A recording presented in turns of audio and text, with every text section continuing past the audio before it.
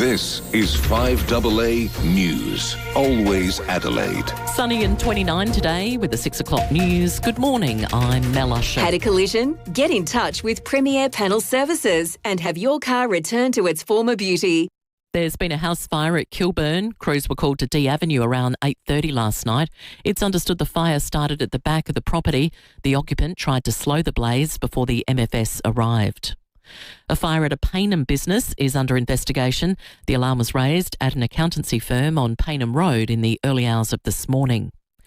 Conditions have eased for thousands of firefighters battling blazes across Victoria, but the fire threat still remains.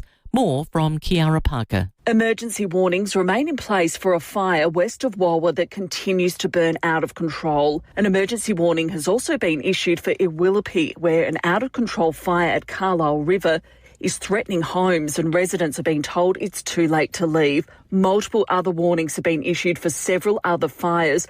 More than 350,000 hectares across the state has been burnt out. Authorities say by the end of today, they expect to contain the Mount Mercer, Nadimuck and Streatham fires. The Longwood fire has claimed a life, with human remains found yesterday 100 metres from a vehicle. More than 300 structures have been destroyed, including 47 homes at Harcourt, where the Prime Minister toured yesterday to see the destruction. The fate of Adelaide Writers' Week hangs in the balance. Half of the board, including its chairwoman, have jumped ship. The list of authors boycotting next month's event continues to grow after a pro-Palestinian author was axed. The Bondi community has come together again, holding a vigil at the Bondi Pavilion to mark 1 month since the terror attack and the end of the Jewish mourning period.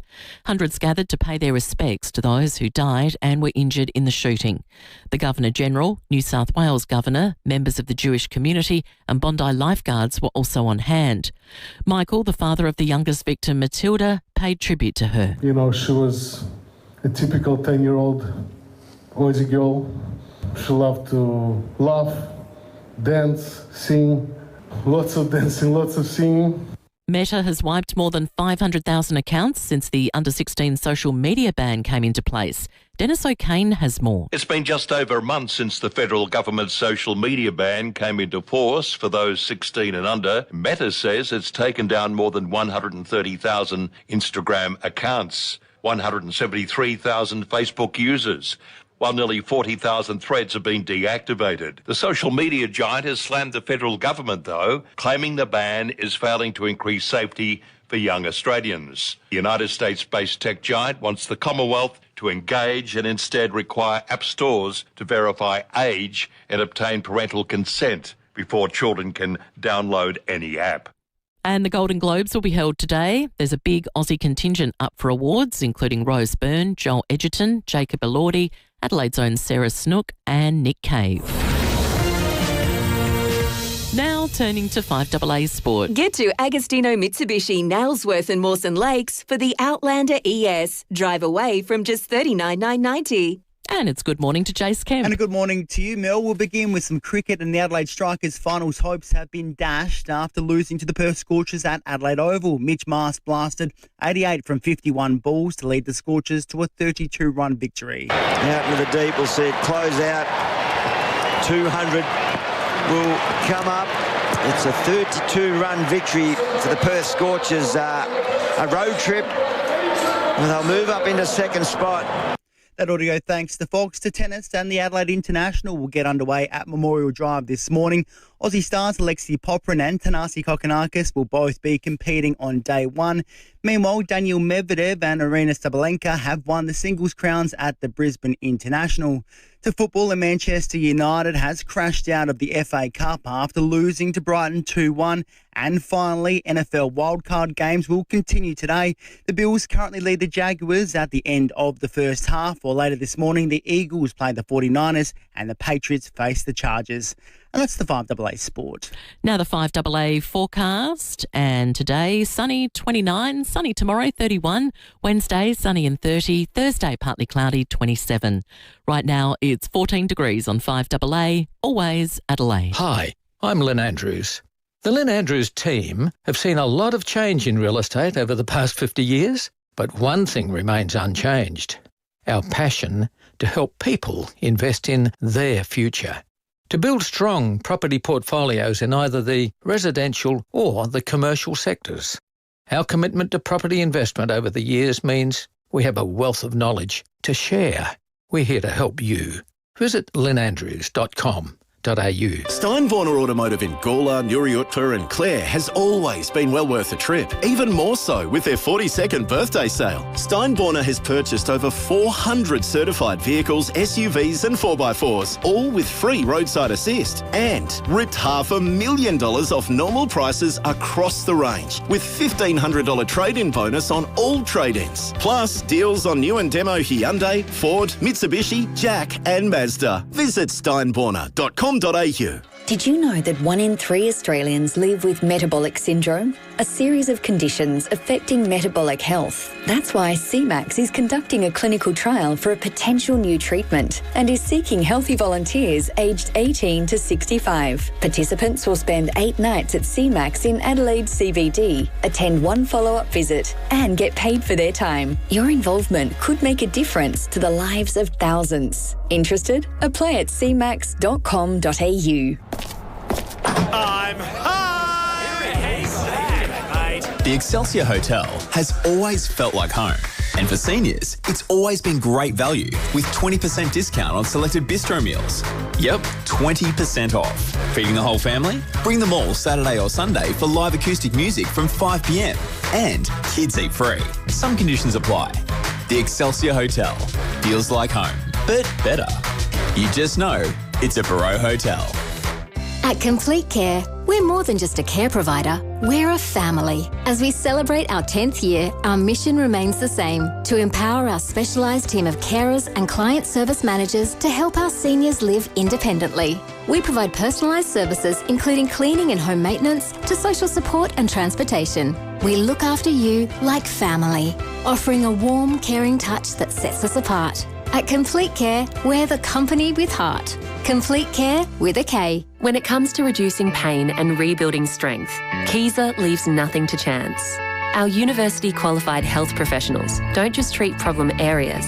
They design personalised training programs using Swiss-engineered machines unique to Kiesa. These machines safely isolate the affected area, test your strength, and help rebuild your muscles for a stronger, more active and healthier life.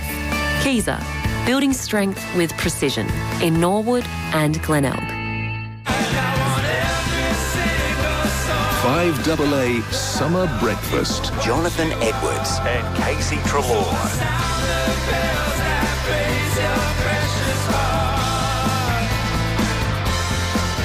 6:07, good morning to you and welcome to 5AA Summer Breakfast.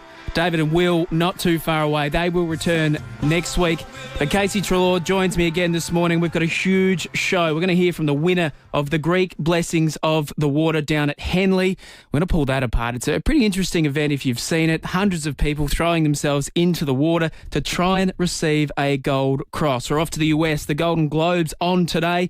Obviously, very devastating scenes in Victoria at the moment as bushfires continue to burn. We'll head to the scene. We'll also speak to the Emergency Services Minister here in South Australia, who have sent a huge contingent of firefighters over to assist. Plenty happening in our southern suburbs. You might have seen on 7 News last night a protest for the planned plastic factory. We spoke to Luke Polton before Christmas. Well, residents are ramping up their calls for it to be canned and calling for their local members to intervene. A pretty significant turnout yesterday at the protest. We'll pull that apart with him. The Writers' Festival, wow. The controversy continues. The board members stepping away. A bit of hypocrisy coming from either side. But, you know, when you try and, I guess, quash freedom of speech, it's really not going to help you. We'll pull that apart with a number of key players. The algal bloom controversy also continuing. We're going to speak to Faith Coleman. She has been a bit of a whistleblower in terms of saying that the government has told her and she's received a direction to not investigate the algal bloom until after the election. The government and government officials have come out steadfast saying that is not true. We'll speak directly to her and pull that all apart. But Casey Trelaw, welcome back. Thanks, Jonno. Thanks, listeners, for having me back. It is the new year. Happy New Year to you all, if you're still saying that to folks. But yes, wonderful to be back. Wonderful to have some more mild weather on the way. Some steady Adelaide summer weather, we'll call it this week. Yeah, certainly. Yeah. The last couple of weeks, a bit of a stinker, but we enjoy the hot weather. I think a lot of people enjoy this time of year. Plenty of people down the beach despite the algal bloom. Today, it's going to be an absolute perler, a top of 29 degrees as we look right across the hills. An absolutely amazing Beautiful sunset.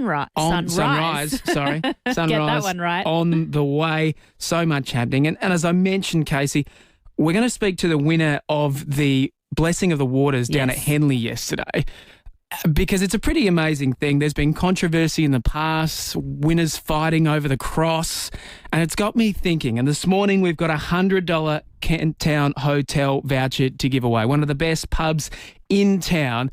What is the most unique thing you've ever won? Because it's a pretty unique thing. 8223 0000. The text line 0448 08 1395. We're also live streaming back this week. Join the conversation. What is the most unique thing you've ever won? Casey?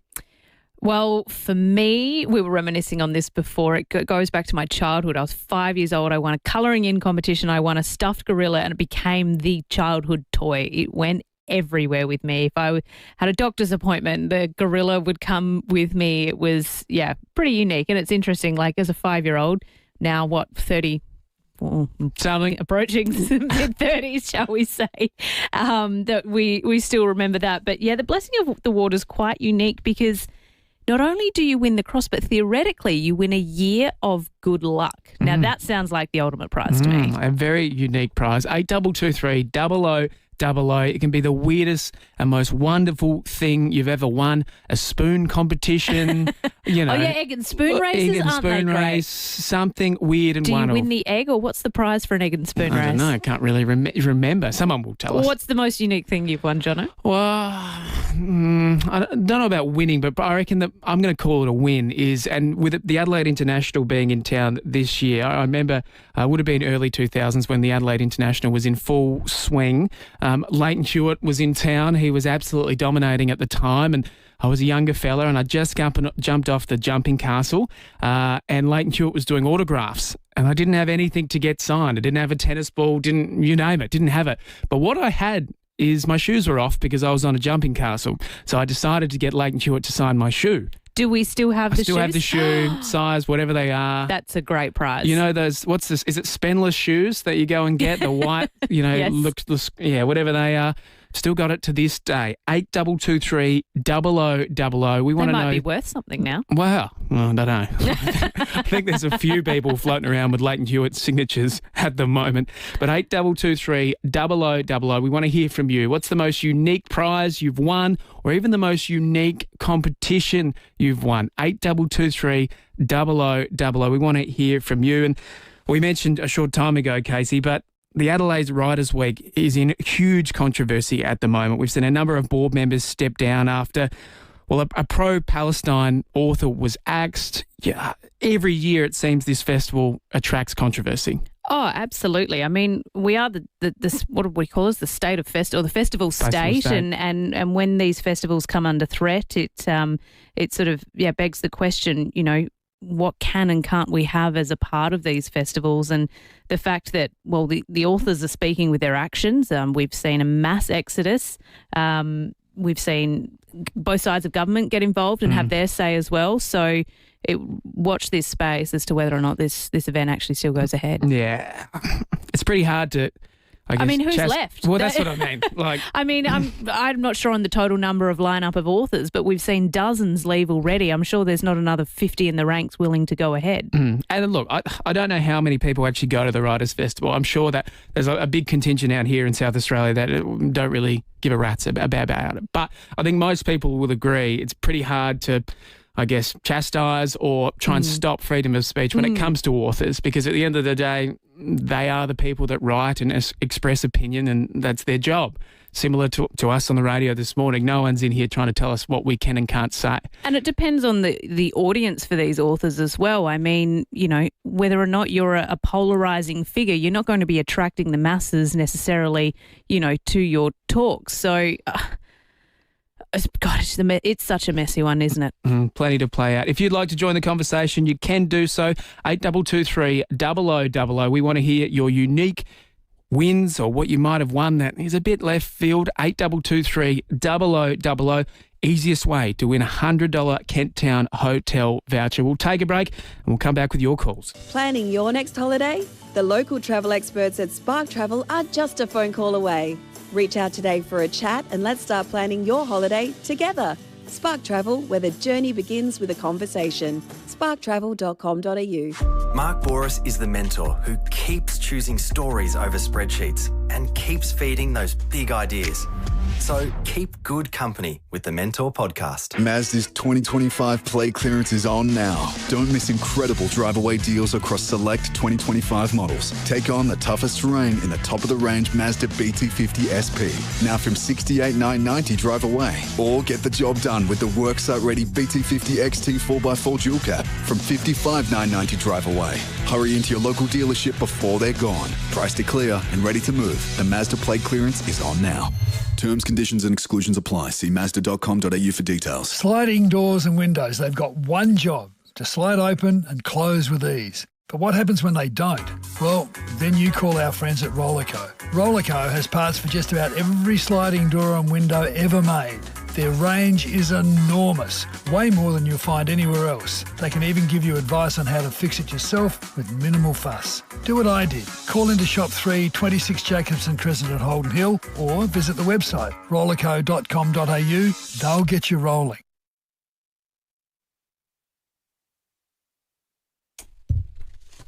Now, we all know the Adelaide International is back in town and it returns today until Sunday and it brings the most amazing world-class tennis action to the Drive. With over 170 top players, including Stefanos Tsitsipas, hometown hero Thanasi Kokkinakis, 2025 champion Madison Keys and AO semi-finalist Paula Badosa, this is your chance to see some of the best in the world play right here under the roof at the Drive in Adelaide. I'm glad you had to pronounce those names, but it's not just about tennis this year. You can enjoy the live music, entertainment, food trucks, bars and premium experiences. It's the perfect event for those wanting to enjoy the atmosphere in style. Start 2026 at the tournament that transforms the Drive into an unforgettable vibe. Tickets start at just $10 and kids get in for free at selected sessions. So all you have to do is get your tickets at ticketmaster.com.au/the Adelaide International. Hi, it's Jerry Harvey here. Did you know in Adelaide, Harvey Norman have two of the biggest clearance outlets at Jepps Cross and Marion? Electrical, furniture and bedding at Marion and dedicated furniture and bedding in Jepps Cross. We've been buying all the discontinued stock from all over the country. Get in and get a bargain. Tell them Jerry sent you. Jepps Cross and Marion, Harvey Norman Clearance Centres.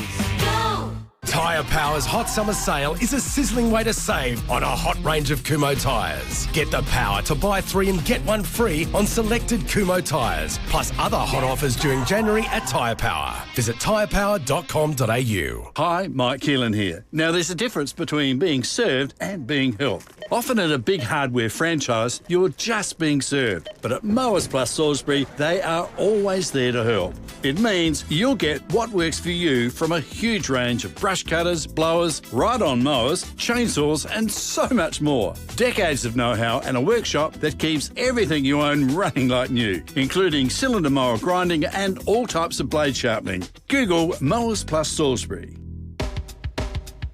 5AA Summer Breakfast. Jonathan Edwards and Casey Treloar. 18 after 6, good morning to you if you're joining us for the very first time. Commiserations if you're heading back to work for the first day of the year. We'll try and keep you entertained and put a smile on your dial before you get back in the rat race. And to do so, we've got a $100 Kent Town hotel voucher. Perfect place for a knockoff this afternoon or even this week with some amazing weather. We just want to know what are the weird and wonderful things that you've won before. And that's because our next guest, well, he absolutely dominated at the Blessing of the Seas down at Henley. Thomas Matzis joins us now. Thomas, good morning to you. Congratulations, mate. Talk us through your tactics. What were you thinking heading into it? Good morning, guys. How you guys both going? Yeah, we're great, Thomas. We'd love to hear. Take us through the splash, the race, the ultimate win. Yeah. So it's a great tradition we do every single year. So it's the Blessing of the Waters. It's held at Henley Beach. they have another one which is held at Glenelg as well. But basically, it's the big ceremony. The whole church gets the jetty. The priest throws in the cross, and we're all racing for the cross. And the first one to get it gets good luck for the year. So it's a fantastic honour. It's a fantastic tradition we all do, and it was a privilege to win it yesterday. Now, in terms of prizes, Thomas, we understand it comes with a year of good luck, and this isn't your first time. No, so yeah, believe it or not, I jumped in 10 years ago to the day yesterday. So 2016, I was 16 years old. It was my first time jumping in after watching a few family relatives do it, and I was lucky enough to get it the first time. And then it's been 9 very sad years in between drinks, and I finally got it yesterday again as well, which was awesome. So in that first time that you won it, Thomas, theoretically you win the year of good luck. What good things came to you in that year, and what are you maybe hoping comes this time? That is a fantastic question. I should have done a bit of prep work on. I'll say heaps of, I've got nothing for you. Yeah, just cash. Cash, you're happy with cash, right? Yeah, something like that. Well, Thomas, it's not always clean sailing in the blessing of the waters, is it, though? There has been a bit of argy-bargy in the past down at Glenelg and at Henley. Is it, in your experience, is it pretty rough? It's pretty hard to win. You've got over 100 blokes running towards the cross. Have you seen any injuries or maybe a bit of biffo take place? Yeah, so it's definitely competitive sort of, not sport, but it's competitive sort of day. So everyone's out there to get the ultimate prize of the cross and the good luck for the year. But I think everyone's there for the good spirit at the end of the day. So we play hard and we fight hard for the cross, but when someone does win, I think there's a lot of love for that winner. So I think it's definitely done the right spirit. So when it comes to doing the race, Thomas, how far are you sort of swimming and what's your tactic? Do you sort of try and jump in first, get ahead of the race, or do you hold back and wait for the others to battle it out and you swim around them? I think you see it, you got to go as fast as humanly possible and just get it. One eye, one goal, and do everything possible to try and get the reward. Well, good on you, Thomas. You did well. Congratulations. We wish you all the very best this year with all your good luck. Not that you'll need it, of course, but for those that may not have seen it, you'll see the vision on social media. I reckon you might have a career in the AFL coming up as well, Thomas, with that absolute specky that you're able to take. But this morning, we want to hear from you. He's won a Golden Cross. What are the weird and wonderful things that you might have won? You know, it could be for a competition of baking competitions. We know a lot of our listeners love baking. The spoon competition, the egg and spoon competition. It could be reminiscing, school and childhood days in terms of sports days or sports carnivals. Did you ever hold a record for any of those races? What have you won? We would love to hear. 8223 0000, $100 Kent Town hotel voucher. Easiest way to win a $100 Kent Town hotel voucher is to join the conversation. 8223 0000. Let's head to the US because there's a number of Aussies vying for a Golden Globe today. We look at Rose Byrne, Jacob Elordi, Sarah Snook, our very own South Australian. Reed Butler is on the red carpet for 9 News. Reed, good morning to you. Take us through the atmosphere. Yeah, look, it's currently an absolute hive of activity. We're a little while away yet for the celebs to arrive, but you've got the vacuum cleaner out here on the red carpet, hundreds of flowers, everybody running around. There's people setting up big stands of champagne and the like. So it's all getting ready, and we are super excited because I think the Aussies are actually going to do really well today, especially Jacob Elordi. He's our kind of big hope, 28-year-old, Brisbane-born, Melbourne-raised, really having a moment right now, and he is nominated for his work in Frankenstein. He's also got another nomination for his work in a separate TV series as well. He's won the Critics' Choice Award for that his role in Frankenstein. That is a really good sign. That was a week ago, so fingers crossed. Rose Byrne is also the other big hope. She could very well walk away with the gong for her role in If I Had Legs, I'd Kick You, where she plays a kind of tortured mother. It's a kind of dark comedy movie, but she's phenomenal in that. So she is a good chance as well. So fingers crossed we do pretty well here.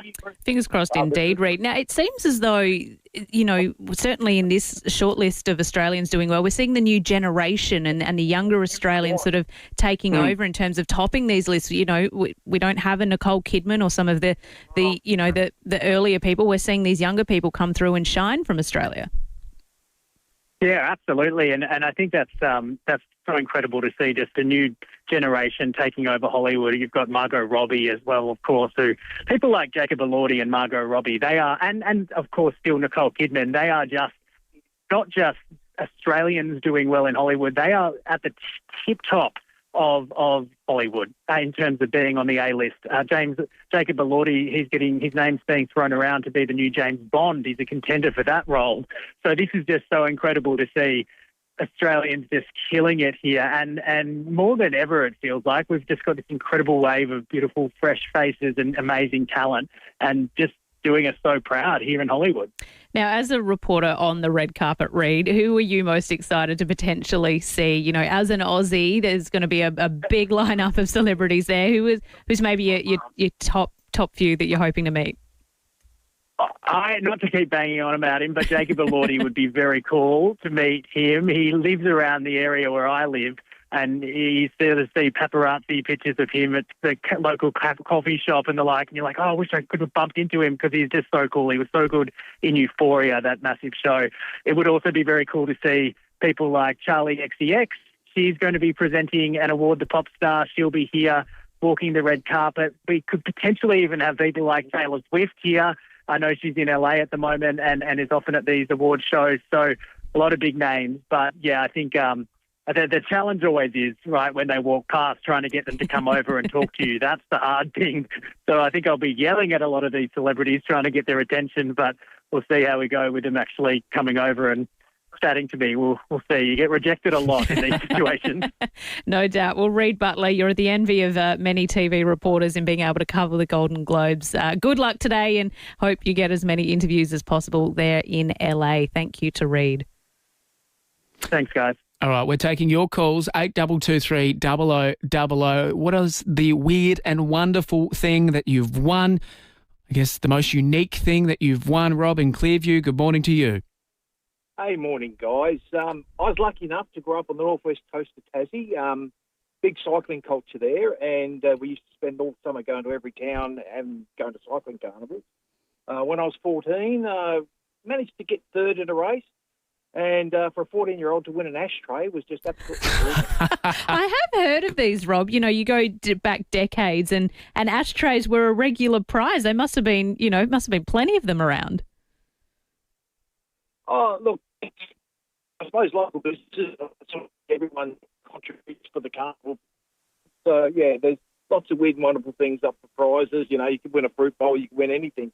But you're just a bunch of kids racing around trying to get first in the race. But, yeah, there's some weird and wonderful prizes on offer, that's for sure. Now, Rob, do you still have the ashtray? That is the question. No, and I've never smoked in my whole life. No, he's strictly a vapor, Rob. No, good on you, Rob. Appreciate your call. If you'd like to join the conversation, you can do so. 8223 0000. We have a $100 Kent Town hotel voucher to give away. We want to hear the weird and wonderful, the most unique things that you have won. And I'll tell you, we spoke a little bit earlier about it, but someone that is not winning, it is the Adelaide Riders Week. And really the fate of it hangs in the balance this morning with half of its board, including its chairwoman, jumping ship. The list of authors boycotting next month's event is growing after a pro-Palestine author was axed. And, well, the Premier and the opposition leader have had their say on the situation as well. Made my opinion known about various speakers or writers, but I've never intervened or directed the board, and nor should I. I mean, at the end of the day, we've got the Adelaide Festival Board who are independent, who can make their own judgments. So I do think it is a grey line for the Premier to get himself involved.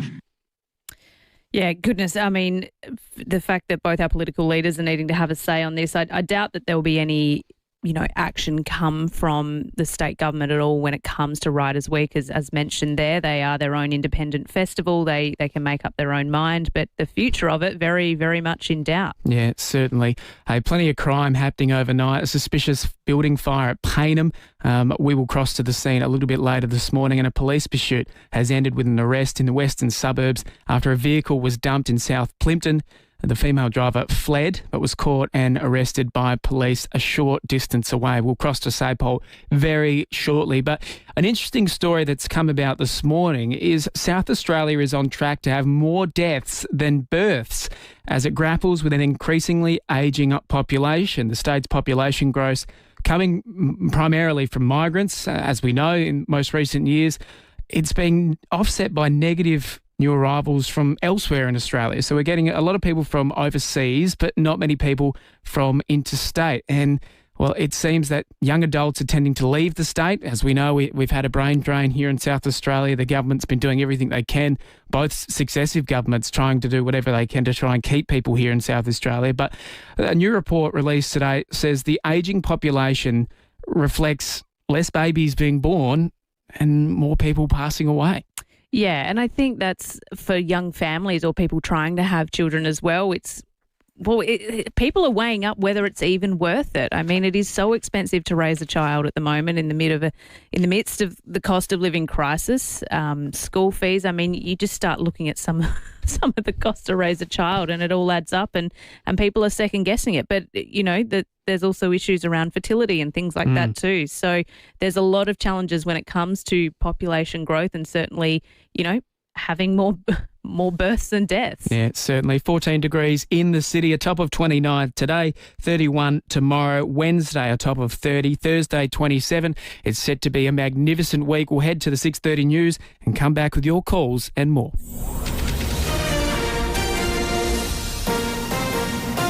This is 5AA News. Always Adelaide. Sunny and 29 today with the 6:30 news. Good morning, I'm Mel Usher. Need a crash repairer you can trust? FIVEAA Panel Services delivers expert care to you and your vehicle. The MFS were called to Kilburn last night. Fire broke out at a D Avenue property around 8:30. The occupant tried to stop the flames with a hose before crews arrived. SA's population growth in the coming decades is in the spotlight. New federal modelling pointing to more deaths than births by the 2060s. Immigration also comes into play. Growth is currently sitting at 1.1%, but is forecast to drop to less than 0.5% by 2065. The Bondi community has come together again, holding a vigil at the Bondi Pavilion to mark a month since the terror attack and the end of the Jewish mourning period. Despite the wet weather, hundreds gathered to pay their respects to the people who died and were injured in the shooting. 2 weeks today, the new Adelaide Aquatic Centre will open its doors. And if you want to be there on day one, there are 1,500 tickets up for grabs. Registering for the ballot can be done online from 9:30 this morning. Infrastructure Minister Emily Burke says it's going to be a popular spot. The water slides go up to 40 kilometres per hour. It's going to be a lot of fun for so many people. There's the outdoor pools where you can jump off the diving board, but there's also the indoor lap pools and also the lagoon areas where the kids can run around and have just the best time.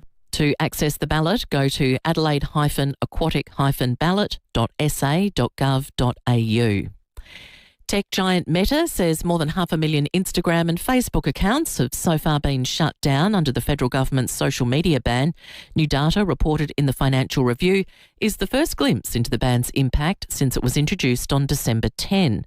Federal Communications Minister Annika Wells is expected to release the total number of blocked social media accounts of under 16s in the coming days. Ongoing unrest in Iran has seen people across the globe protest the nation's leadership. Human rights groups say the death toll from a crackdown on protesters in Iran may have already climbed above 500, and now the United States is threatening to get involved. A march in London saw hundreds gather outside the Iranian embassy. This protester says he is unable to go back to his homeland. It's a very dangerous situation. And especially for people like me, it's not safe to go back to Iran. So we are hoping Iran will be free very soon, and then we can all go back to Iran and celebrate the liberation. Author Eric von Daniken has died aged 90. He promoted the theory that human life has extraterrestrial origins.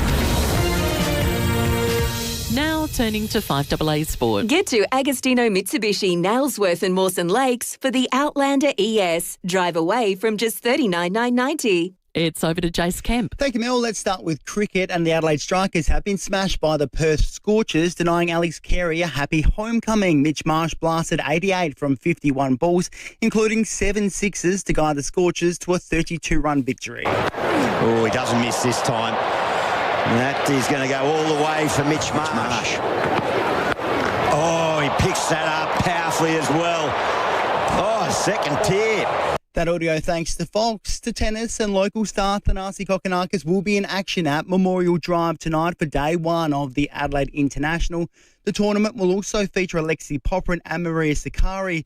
Meanwhile, across the border, Australian Open organisers are defending the first Slam of the Year's prize money. Eddie Summerfield reports. More than $111 million will be paid out in prize money at this year's Australian Open. First round losers to receive $150,000. The winners, $4.8 million. It's as players continue to push for more. Yannick Sinner, Arina Sabalenka and Alexander Zverev among those calling for a greater share of revenue.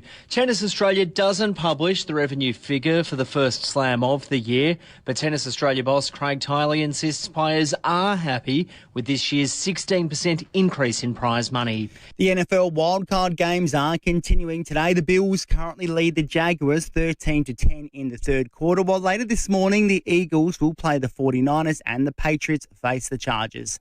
And that's the 5AA Sports. Now the 5AA forecast, sunny and 29 for your Monday, sunny tomorrow 31, Wednesday sunny 30, Thursday partly cloudy back to 27.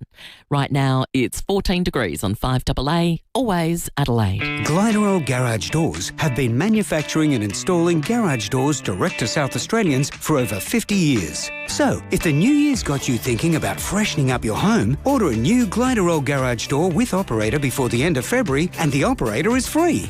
Safety, security and style. Built to last and made right here. Call 1300 799 177 for a free measure and quote or visit gliderol.com.au. Retail customers only, T's and C's apply. Shane from Drummond Golf, you've been busy turning good golfers into great golfers. We certainly have, Rowie. We have the best gear for golfers at all levels. And with the price match guarantee, you know you'll get the best for less. And you'll improve their game with Mini Golf Max, big swing simulators and My Match Expert fitting. You've helped me, Shane. I shot over 200 metres the other day. What, in the right direction, Timmy? That's the next lesson, boys. Lift your game with Drummond Golf, Australia's biggest golf retailer. Kangaroo Island. It's best enjoyed getting up close to nature, escaping with friends, enjoying the serenity and celebrating milestones together. Unpretentious, unexpected, untamed. Experience Kangaroo Island unfiltered. Book your self-drive getaway now at sealink.com.au. Here at 5AA, we're all about supporting local. Here's who you can support around Adelaide. Head to the Excelsior Hotel where kids eat free every weekend. The Excelsior Hotel, 110 Coghlan Street, Brompton. Feels like coming home, but better. Love Soul Deep performs Aretha Franklin's hits live, followed by the film Respect at Capri Theatre, Feb 1. Book your tickets now at capri.org.au. 5AA, supporting local business. At Town & Country Mattresses and Beds, we custom build comfort. From electric adjustable beds to aged care and NDIS supported options. We've been helping South Aussies sleep better for over 30 years. And because we offer factory direct prices, you'll get more for your money. Plus, we'll beat any written quote. Visit our family-owned team today at 68 Research Road, Paraka. Town & Country Mattresses and Beds. Sleep made personal. Find your better night's sleep at Town & Country Mattresses and Beds. 5AA Summer Breakfast. Jonathan Edwards and Casey Trelaw.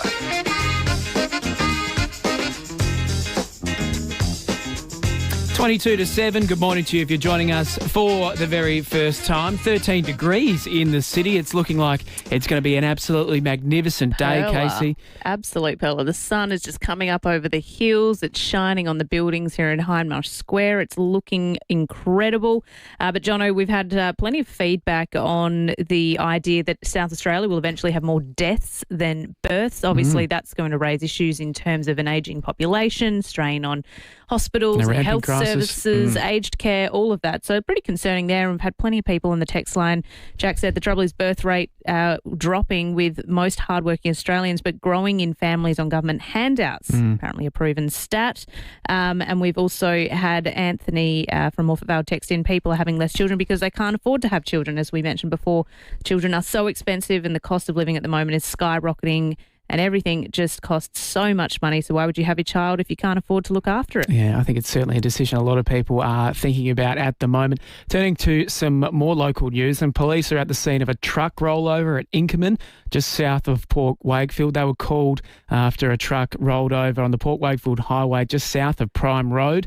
The truck's two trailers have rolled, and the prime mover remains upright. Thankfully, the driver has not been injured, but the southbound lane of Port Wakefield Highway is currently blocked. So if you're in the area, do watch out for that.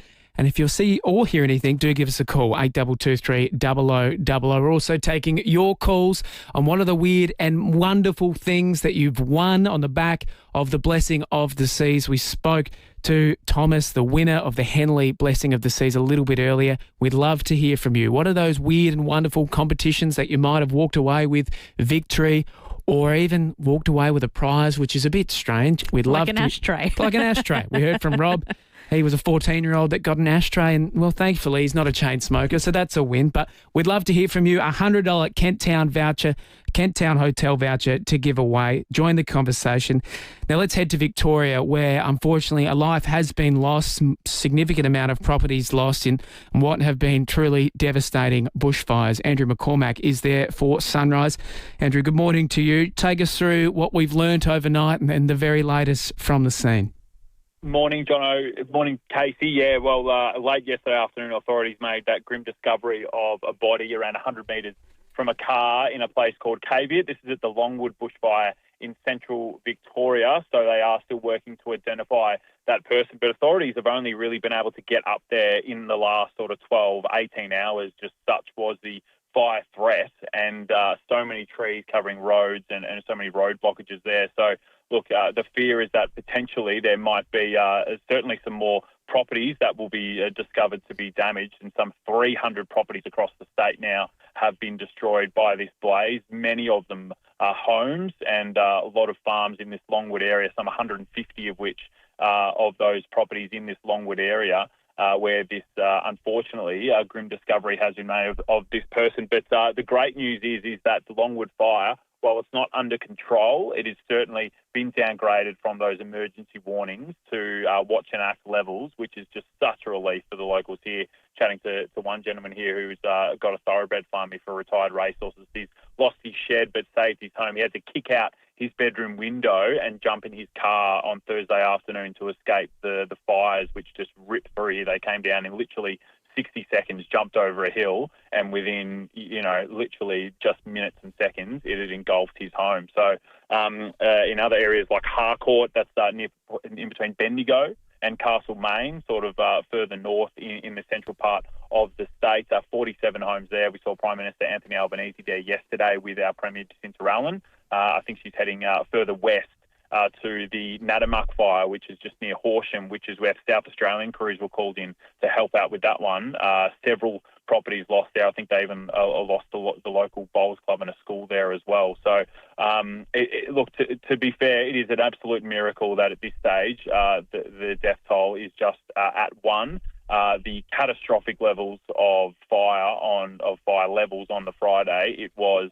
I think most Victorians will agree it was the only time since Black Saturday that we've had those conditions. It was just horrific, and authorities have done an incredible job to save the amount of lives and the property that they've done. 3 emergency warnings still in place in the Otways area, which is sort of southwest Great Ocean Road region, and then in the northeast of the state at a place called Walwa, which is where the Mount Lawson State Park is. Both of those heavily bushed areas, but they are threatening homes in that area. And authorities are trying to get on top of those before the heat comes back in sort of a week or so.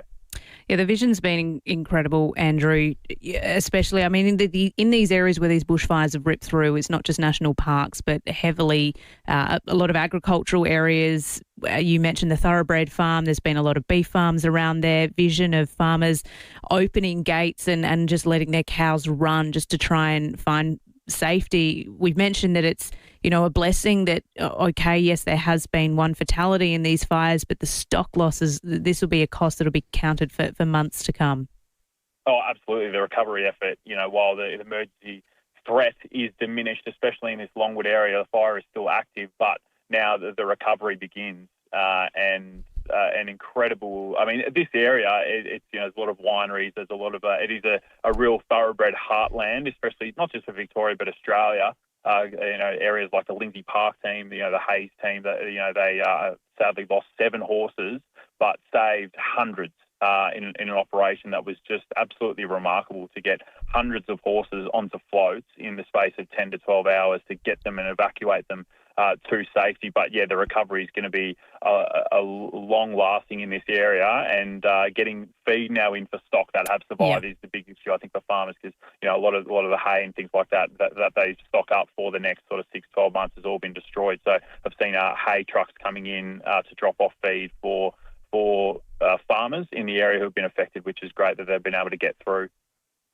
Yeah, thank you so much there. Andrew McCormack, Sunrise reporter on the Victorian bushfires. You mentioned there some sort of hay runs coming through, and there's a lot of GoFundMe pages starting to crop up as well. Some local farmers that maybe did okay, but they're raising money for their fellow neighbours to try and get some hay in for their feed, because, as mentioned, their hay stocks have been decimated. Of course, the bushfires have burned any grass that's left on the ground too. So really tough time for our Victorian counterparts. That's the way it's gonna be, little darling.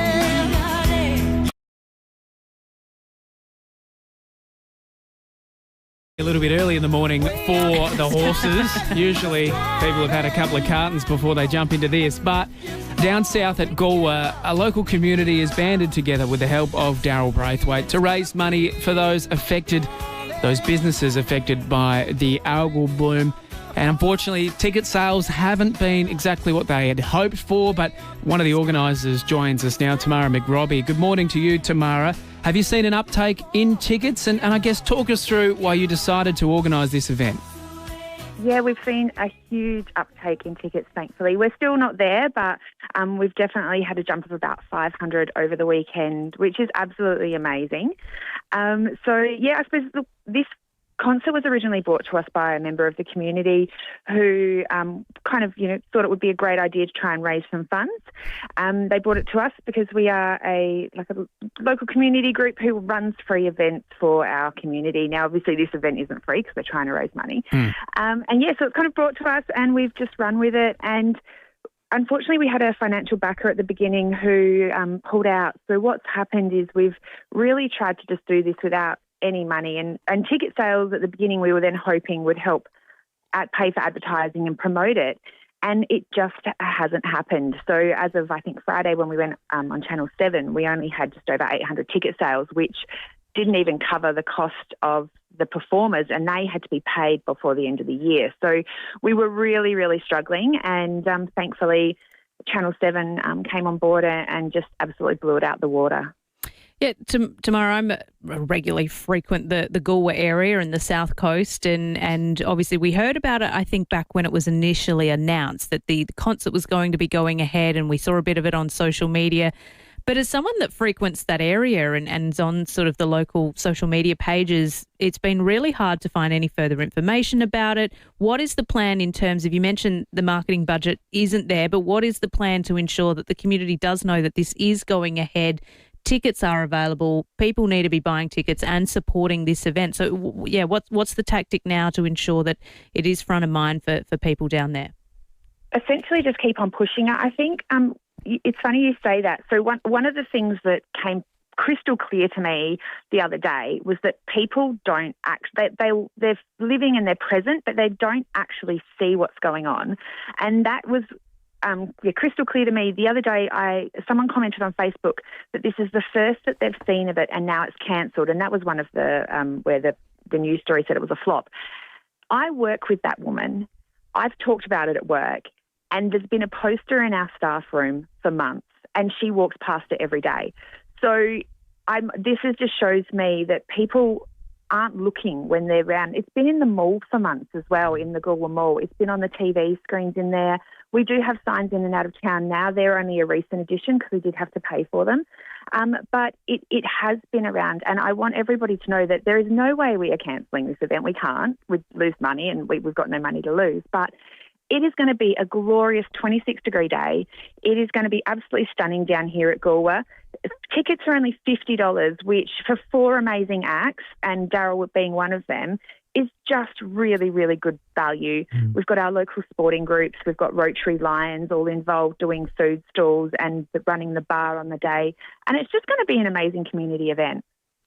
Yeah, couldn't agree more. Well, tomorrow we wish you all the best with the event and hope you guys get a flood of ticket sales coming through before it. That is the Riding Out the Bloom event that's happening in Goolwa. Of course, Daryl Braithwaite, the headline act. Gosh, I feel like for $50 you just go along and just to see Daryl. I mean, but also to support the local community there. Thank you so much, Tamara. Definitely, and it's set to be a magnificent day as well. Let's find out what today will look like. Let's head to the Weather Bureau. Ellie Matthews is on duty. Ellie, good morning to you. The sunset here in High Marsh Square makes me think we're sunrise again. Makes me think we're in for a magnificent day.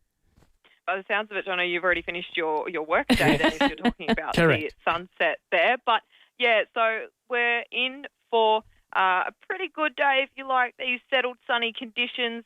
Temperatures today, after we did see a minimum for Adelaide down around about that 13 degrees, we will see things getting up to 29 degrees for today. And if you are by the beach side, maybe a little degree cooler. We will also see the sea breeze coming in during the middle of today and into the afternoon, which may make things feel a little bit fresher, but otherwise very settled conditions are set to persist into the middle of this week as we've got a high pressure ridge that will persist to the south of the state. And that will mean for, these settled conditions continuing into Tuesday and Wednesday. We will start to see the temperatures on the rise into tomorrow and Wednesday, starting to see 30 degrees on the forecast for Adelaide once we get into that midweek again. Now, it's not until later in the week that whilst the high pressure ridge over to the south of the state will persist, there is a trough that does develop over Victoria, which does see a little bit of a strengthening in some of the southerly winds, which may bring a little bit more moisture and a little bit more wind about parts of the southern coasts, and even potentially seeing some shower activity pushing into Adelaide by the time we get to Thursday. So very slight chance into the later part of the week that we do see some showers, maybe about more of the regions around Adelaide rather than the city itself. But yeah, settled conditions for much of this week. Beautiful. Oh, good on you, Ellie. Ellie Matthews from the Weather Bureau. Let's head to SAPOL. Senior Constable Kimberly Broad is on duty, and we mentioned the truck rollover at Port Wakefield on the Port Wakefield Highway. Kimberly, good morning to you. What more do we know? Good morning, Jonno. Yeah, it was about 5:20 this morning. We were called to a truck rollover on Port Wakefield Highway. It's just south of Prime Road at Inkerman. So the two trailers of the truck have rolled, but the prime mover does remain upright. But thankfully, the driver was not injured. So at the moment, we've got one southbound lane of the highway currently blocked. That may change, and when the tow truck arrives, then we'll have to put a contraflow in place. But for now, we're just asking for motorists to please reduce your speed while passing that scene on the highway at Inkerman. Thanks. And you've also got investigators looking at a suspicious fire at Paynham as well, Kimberly. Yeah, this was just before 1 o'clock this morning. We responded to reports of a fire at a commercial premises on Paynham Road. A member of the public actually attempted to extinguish the fire and suffered some minor smoke inhalation, but luckily didn't need any further treatment. So we had MFS crews fight that fire. It did cause significant damage to the property, but we have our investigators attending at the scene later today to determine what caused that fire. But we're asking anyone who saw anything suspicious around Paynham Road at Paynham about 1 o'clock this morning, if they could give us a call on the Crime Stoppers number 1800 333 000.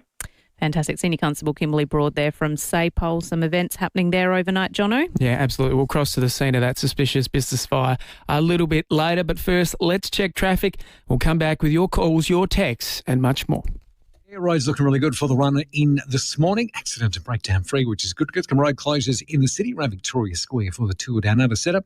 Also, road closures around Memorial Drive and the Adelaide Oval for the tennis. And a burst water main to keep in mind this morning at Kensington Park, Kensington Road near Dudley Road. Camera, Military Road West Beach. Look for the RAA sign at over 400 independent RAA approved repairers across SA. You know you can trust them because RAA do.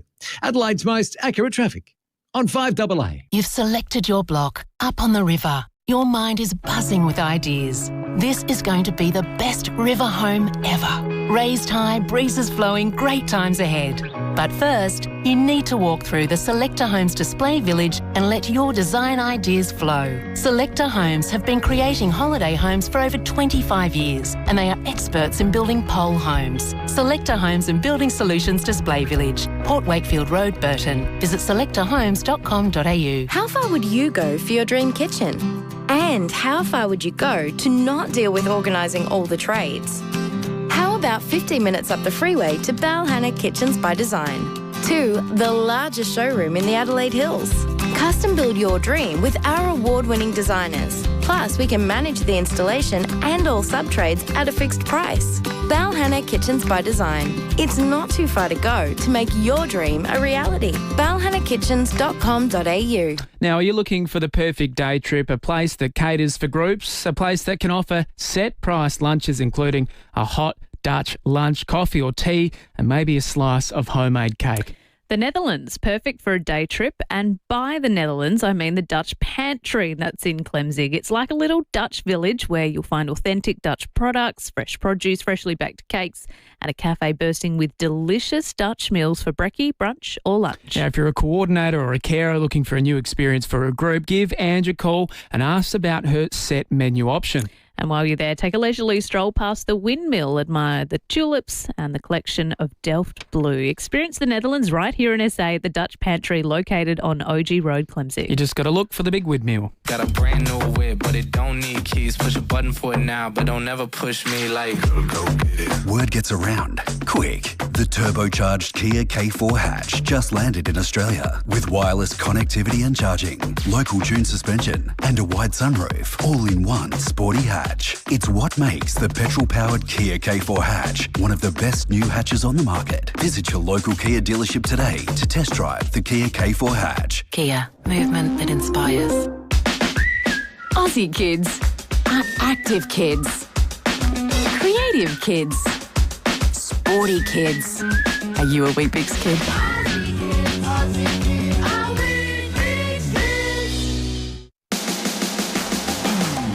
5AA Summer Breakfast. Jonathan Edwards and Casey Treloar.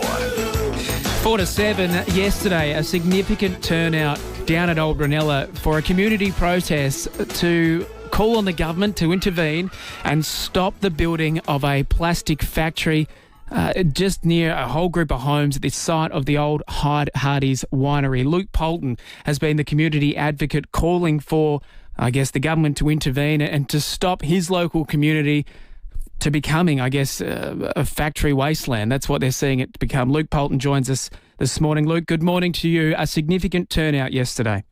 Yeah, morning, mate. Yeah, really, really impressed with the residents. You know, I reckon we would have had in excess of 500 people, but you know, Channel 7 did a little story, but other than that, all the media and all the politicians decided to not show up and they all had better things to do. So we're a bit disappointed about that part of it.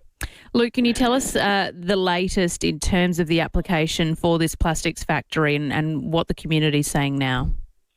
So they're saying, the government are saying that the CAP panel in March is the only way out of this, but CAP can be brought forward for one. The plastic manufacturer could remove the submission for two, and state government can intervene. They're just choosing not to. So moving forward, Peter Malinauskas and all the girls that sort of run this area really, really need to step up for the people because they're letting us down at the moment.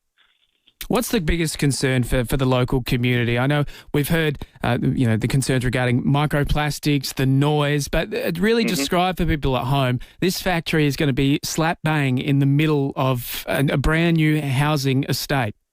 Yeah, so there's 6 stages of brand new housing, and I even got a message from someone yesterday and they just found out $1.25 million was their finished build price, and you've got over 250 homes in that pocket and not one of them got told by the developer. The biggest thing I think we really, really need to touch on as well is Tarak Property Group, who bought the winery.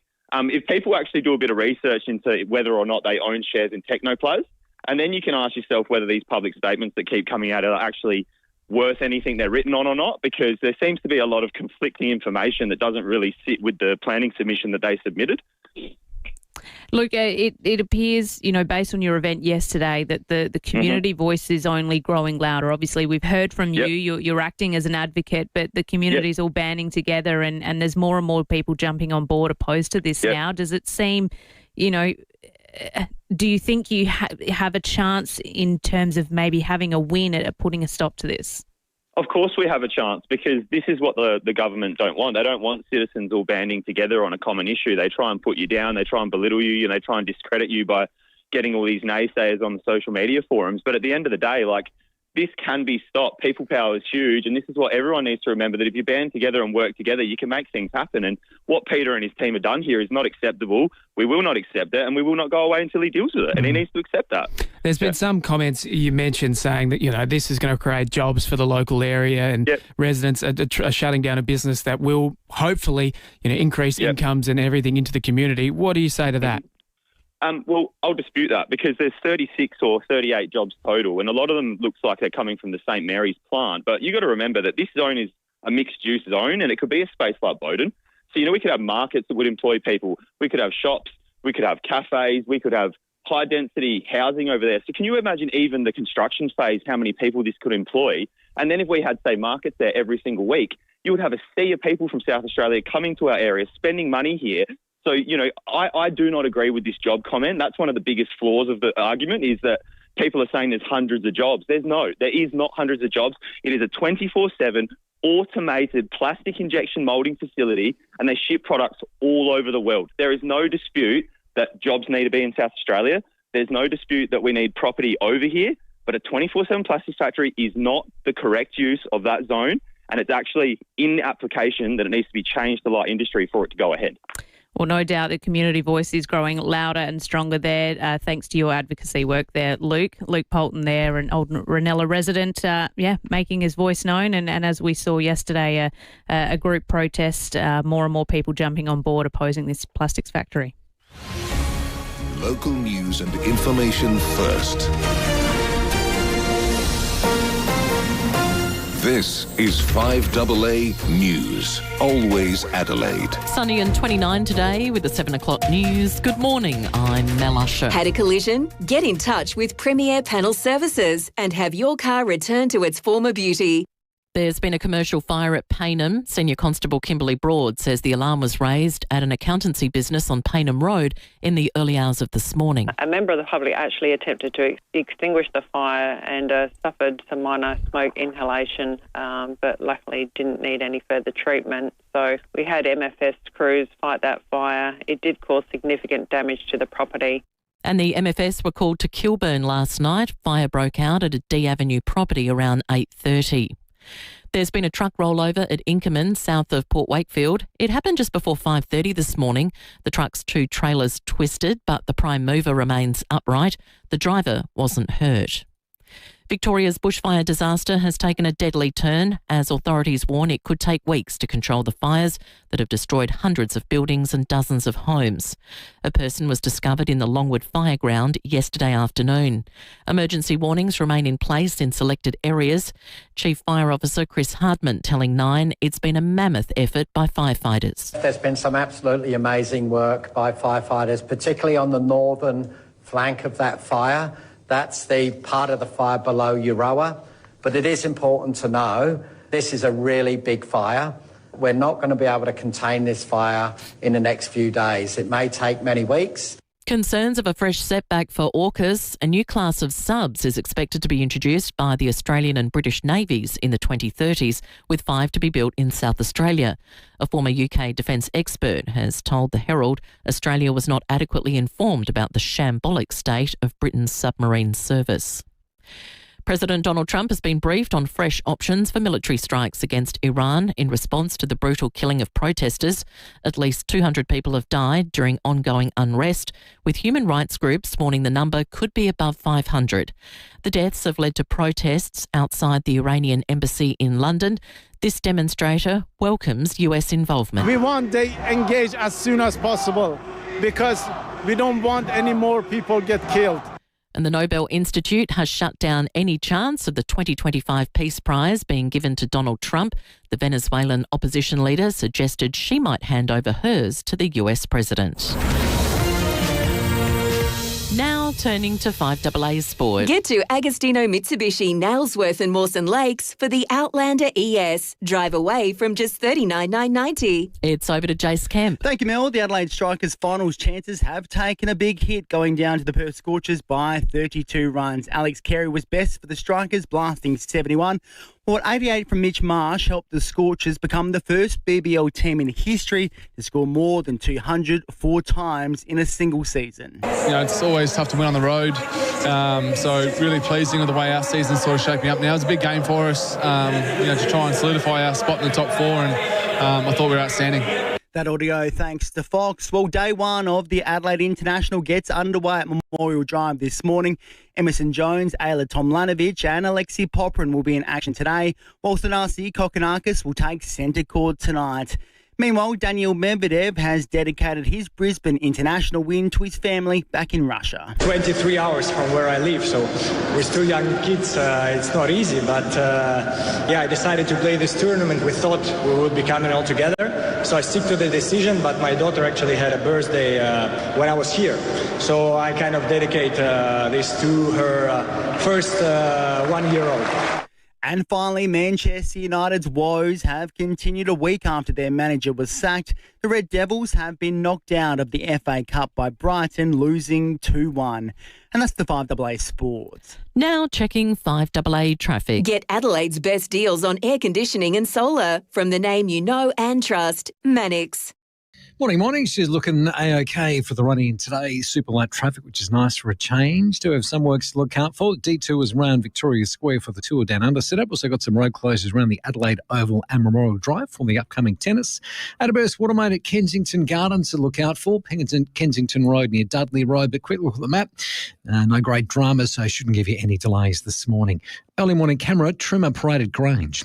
The new Hilux has arrived at CMI Toyota, South Australia's #1 selling Toyota dealer. Book a test drive today at cmitoyota.com.au. Adelaide's most accurate traffic on 5AA. The 5AA forecast, 29 today and sunny. Sunny tomorrow, 31. Wednesday, sunny and 30. Thursday, partly cloudy, 27. Right now, it's 15 degrees on 5AA, always Adelaide. The news and issues that matter to South Australia. Always Adelaide. This is 5AA. I'm on top of the world.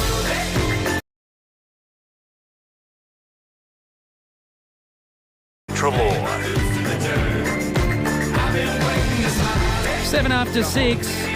Good morning to you and welcome to Monday the 12th of January 2026. It's great to have your company.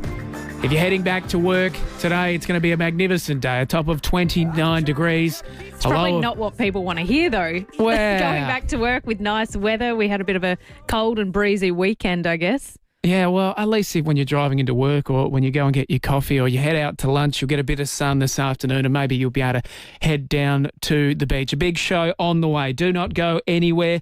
We're going to discuss the news coming out today regarding SA's has more deaths than births. And what does that mean for our economy? What does it mean for our everyday life? Do you agree that we need to build our population, or are you happy with what we've got? Join the conversation, 8223 0000. Flipper will be on the program. Last night, wow, it was a bit devastating to watch the Strikers go down. They put out a magnificent fight. We saw Alex Carey back in the side.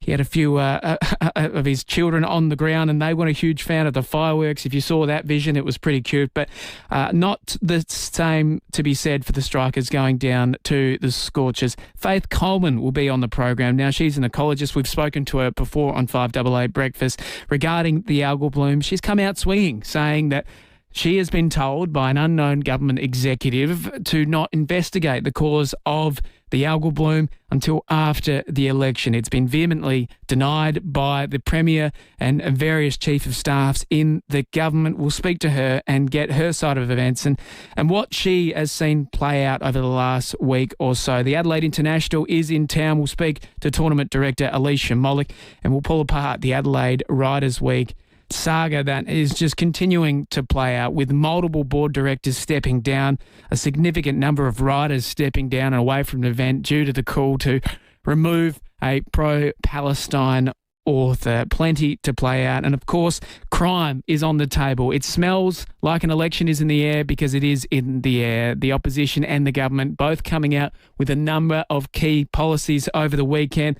We'll discuss it with the Leader of the Opposition, Ashton Hearn, and the Minister for Police, Blair Boyer. But let's turn to that really interesting story that's coming out of South Australia, and it is the fact that South Australia is on track to have more deaths than births as it grapples with an increasing ageing population. We know that the government has come out saying that this is one of the reasons for the ramping crisis, people unable to get out of hospital and into aged care. And the Centre for Population has released their population statement.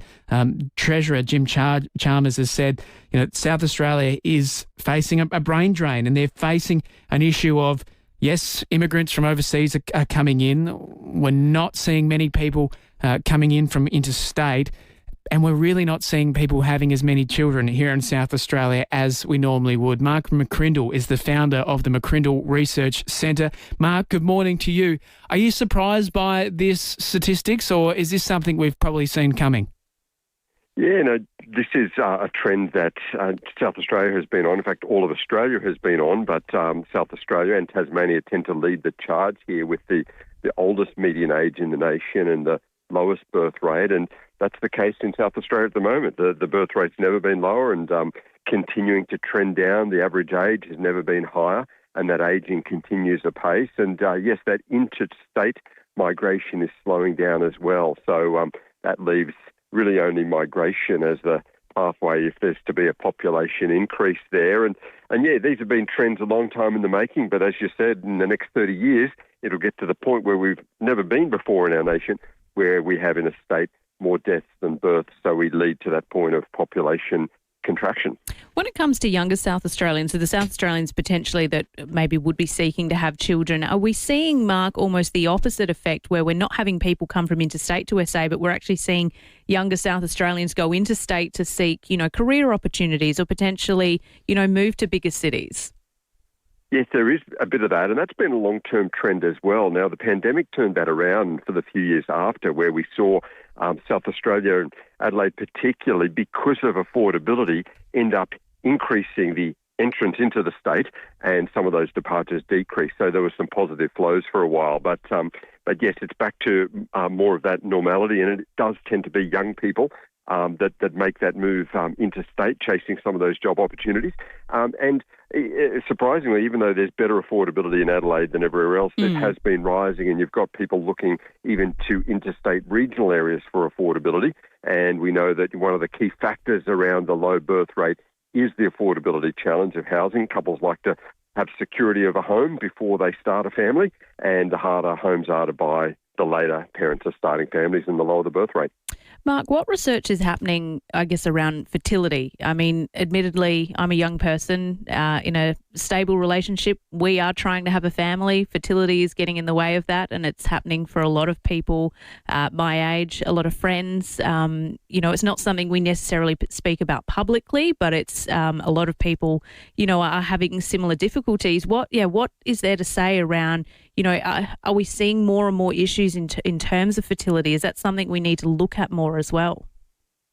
Yeah, it is. And I think the first thing is historically there's more support today for low fertility than ever in terms of assisted fertility and medical breakthroughs.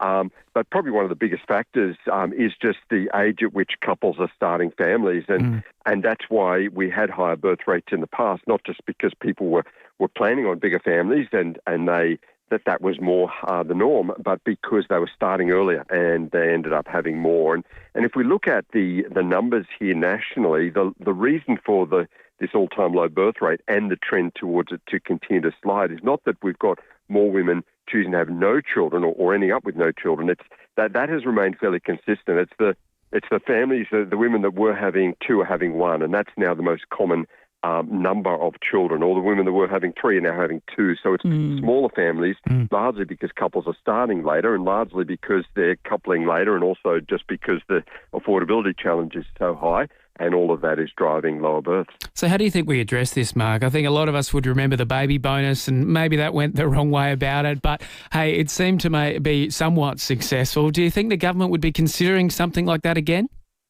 Well, they certainly should be, because we know that it brought about a turnaround in a slide back in the late 1990s when it was first brought in. It sort of seemed like a little sort of simple thing, a few $1,000s, and it got up to about $7,000 spread over a bit of time. multiple payments. But it does come at the most expensive time in life, and it does make a difference because, again, affordability is the big buffer here, the big hurdle. So it certainly showed that back then we had a birth rate that had dropped from 1.7 down to 1.6, and it turned it around and got up to 2, which is basically replacement rates. It's worked in the past. It should be tried. Without that, what we're going to do to bolster the population, to fill those shortfalls in jobs, is to keep leaning on migration, and that does a short-term fix, but it does create more demand for housing, drives those prices up, and so creates a vicious cycle. Yeah, and I think a lot of people listening, I know the Premier has come out saying that he wants to build our population for the economy. He's doubled down a little bit saying that, maybe it's not immigration, but he wants to build our population. But I think it's pretty hard for a lot of people to swallow that pill when they're struggling to get a rental, struggling to get their kids into school, squeezing into public transport, which is chockers, and unable to afford some of the bare necessities. So it's an issue. And you look at the ramping crisis, we know that this is now the biggest issue. It is getting people that need to be in aged care out of hospitals. We haven't seen the opposition come forward with their plan yet. They've said it's yet to be announced. The Premier is putting a lot of pressure on the federal government because it is a federal government issue. As usual, it seems like the federal government's not really interested in addressing an issue here in South Australia. Shock horror. But it's hard for people to swallow when they see this in the paper and they hear us talking about it, that immigration is the answer. I'm not saying I'm against it, but I think a lot of people here in South Australia would be sitting around thinking, well, I can barely afford my rent. I can barely afford my house. My wages haven't gone up. And we want to increase the population. Don't think it sits very well with people. But anyway, we digress. Let's move on to the continuing story out of Victoria. Horrific bushfires playing out, and we saw, unfortunately, a life lost yesterday. South Australia is doing our part, and we've sent a huge contingent of National Parks, firefighters, CFS and members of the Metropolitan Fire Service. The Minister for Emergency Services is Rhiannon Pearce. Good morning to you, Minister. A huge contingent leaving yesterday from Mount Barker. Talk us what they'll be doing and exactly how they're going to be helping on the fire front. Yeah, no, certainly. Look, thank you for having me this morning. These incredible men and women did leave yesterday morning, and they will be providing a range of supports over in Victoria, from frontline firefighting to assisting with planning and incident management, as well as logistics and safety as well. So a plethora of ways that we're providing assistance to really help Victoria in any way we can with everything they're experiencing at the moment. And when we saw the fire threats start to ease locally here at Rhiannon on Friday, we did send some personnel over from the southeast over to the blaze near Horsham, that's in Western Victoria. Have we heard from those crews and the success that they've maybe had over there? Yes, I know they've been greatly appreciated, and you're right. As soon as we saw the weather turning a bit for the better for us, we were able to go across the border to provide that immediate response. I know Victoria's extremely grateful. I heard from the Minister almost immediately with relief that they've been able to provide that support, but they are doing well, and they are doing everything they can to support getting those fires in control and keeping communities as safe as they can be in these conditions. As the fire threat continues, I mean, we've heard earlier this morning that a number of the major blazes, they are no longer in that emergency rate. They're still somewhat contained. They're still sort of still a threat, though. Do we expect that we'll still send more volunteers from South Australia to Victoria in this ongoing fight? No doubt it'll take days, if not weeks, to fully put everything out. Absolutely. Look, it's certainly something we're following extremely closely at this point in time. We know some of these fires will be burning for weeks just due to the nature of the landscape and the fuel load that they have over in Victoria at the moment. And while some are out or in control, they're still not safe to return to. So there's a lot of work ahead of us. As South Australians, we'll be following it very closely. And at this point in time, we are looking at providing further supports if they are needed, provided that we don't have any significant needs here in South Australia. Yeah, certainly. Well, we wish the crews all the very best and we appreciate what they are sacrificing to help the community. The Minister for Emergency Services, Rhiannon Pearce. Casey, lots of feedback on our chat with Mark McCrindle regarding the birth rate here on South Australia. Take us through the text line. Yeah, we've heard from Jay. Jay says if we go down the baby bonus track again, which is probably a good idea, it's important that only Australian citizens get the baby bonus. No exceptions there. A couple of others also referring to, just offer another baby bonus and the babies will come on through. We've also heard from Judith saying, the cost of living is stressing everyone out. It's about time the state government increased the public services and stop blaming seniors for all their shortfalls. It will always be cheaper to import people than make them. Less sport, more real work.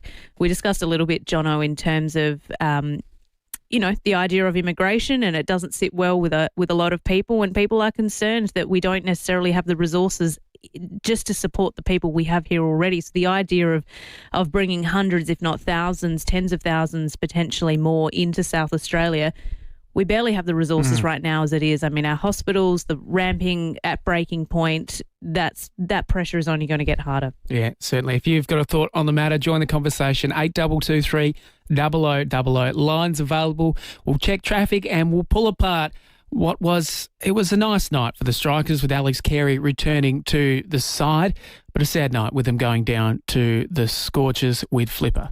Morning there. Small bingo to look out for at Hallett Cove today. Lonsdale Road near the Cove Road. Road closures in the city for the 2 at another setup around Victoria Square. Plus a few road closures in North Adelaide around Memorial Drive and the Adelaide Oval for the tennis. First Watermain at Kensington Park today. Kensington Road near Dudley Road with the camera. Military Road, West Beach. Get ready for Clean Up Australia Day. Let's get our gloves on Sunday the 1st of March to give back to a place that we call home. Register now at cleanup.org.au. Adelaide's most accurate traffic on 5AA. How would you like to win a ducted reverse cycle air conditioning unit this summer? Thanks to 1,5 Adelaide and Actron Air, you could. Come to our big showroom event on February 7th with free merch, food, drinks, special guests, plus one winner will take home a brand new ducted AC system. Register now at 1comma5.com/au/Actron. That's 1comma5.com/au/Actron. T's and C's apply. On Booking.com, it's easy to book your holiday home. So if you're bored of this... Guys, found an apartment. The price just jumped up. With us, there's no hidden fees. Booking.com, booking.yeah. Now, the two Tom Hannahs at the Kent Town Hotel reckon one day is not enough to celebrate Australia Day. So, for the love of this great country, the Kent Town Hotel is once again celebrating Australia Day for a whole month. In addition to their famous menu, you can enjoy the classic Aussie barbecue every day this January, starring porterhouse steak, chicken fillet, lamb chop, pork sausage, coleslaw, crunchy chips, tomato sauce, all the Aussie classics, all for just $22. Oh, that's incredible. And of course, the hugely popular 1 kilo bucket of whole cooked Port Lincoln Gulf prawns. That's enough prawns for two people for just $49. And if you can't get there for lunch or dinner, there's a $2.50 sausage sizzle, $2.50 sausage sizzle every day from 2 until 5 p.m. That's one way to get a cheap meal when you can toast Australia all day, every day with Cooper's Pints, just $7.50, and Aperol Spritz, $10. I'll be there. Come and celebrate a whole month of Australia Days, plural, in January at the Kent Town Hotel. Drink responsibly. Breaking up is never easy. And when a relationship does end, there's so much to work through. What happens with the house, the car, the kids, your future? It's hard to know where to start, and that's where Anderson Solicitors will help. In just 90 minutes, Andersons will create your personalised family roadmap, explaining your options and outlining a clear plan for the next steps, and all for a set fee. Anderson Solicitors. Help when you need it. We've all had it happen, even I have. I'm talking about that sliding patio door or window that you have to wrestle with to open and close. Luckily, Rollerco were able to get the parts I needed to fix it, and if I can do it, you can do it. For over 40 years, Rollerco have been making, fixing and supplying parts for all sorts of sliding doors and windows. Do what I did. Call into Shop 3, 26 Jacobson Crescent at Holden Hill, or visit the website rollerco.com.au. They'll get you rolling. Is your your bloated belly making you feel fat and miserable? Introducing new Caruso's Bloaties. Caruso's Bloaties contains peppermint and ginger, which are traditionally used in Western herbal medicine to relieve belly bloating, plus digestive enzymes to help your body digest lactose and fat. So if you're fed up with your bloated belly making you feel fat and miserable, try Caruso's Bloaties today. Caruso's Bloaties is available from leading pharmacies and health stores. Always read the label and follow the directions for use.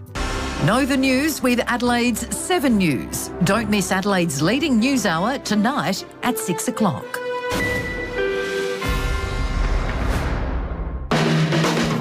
FIVEAA Summer Breakfast. Jonathan Edwards and Casey Treloar. Oh, that's his best stroke of the night. That is a better club selection. Whoa, Alex Carey. Quick swerve.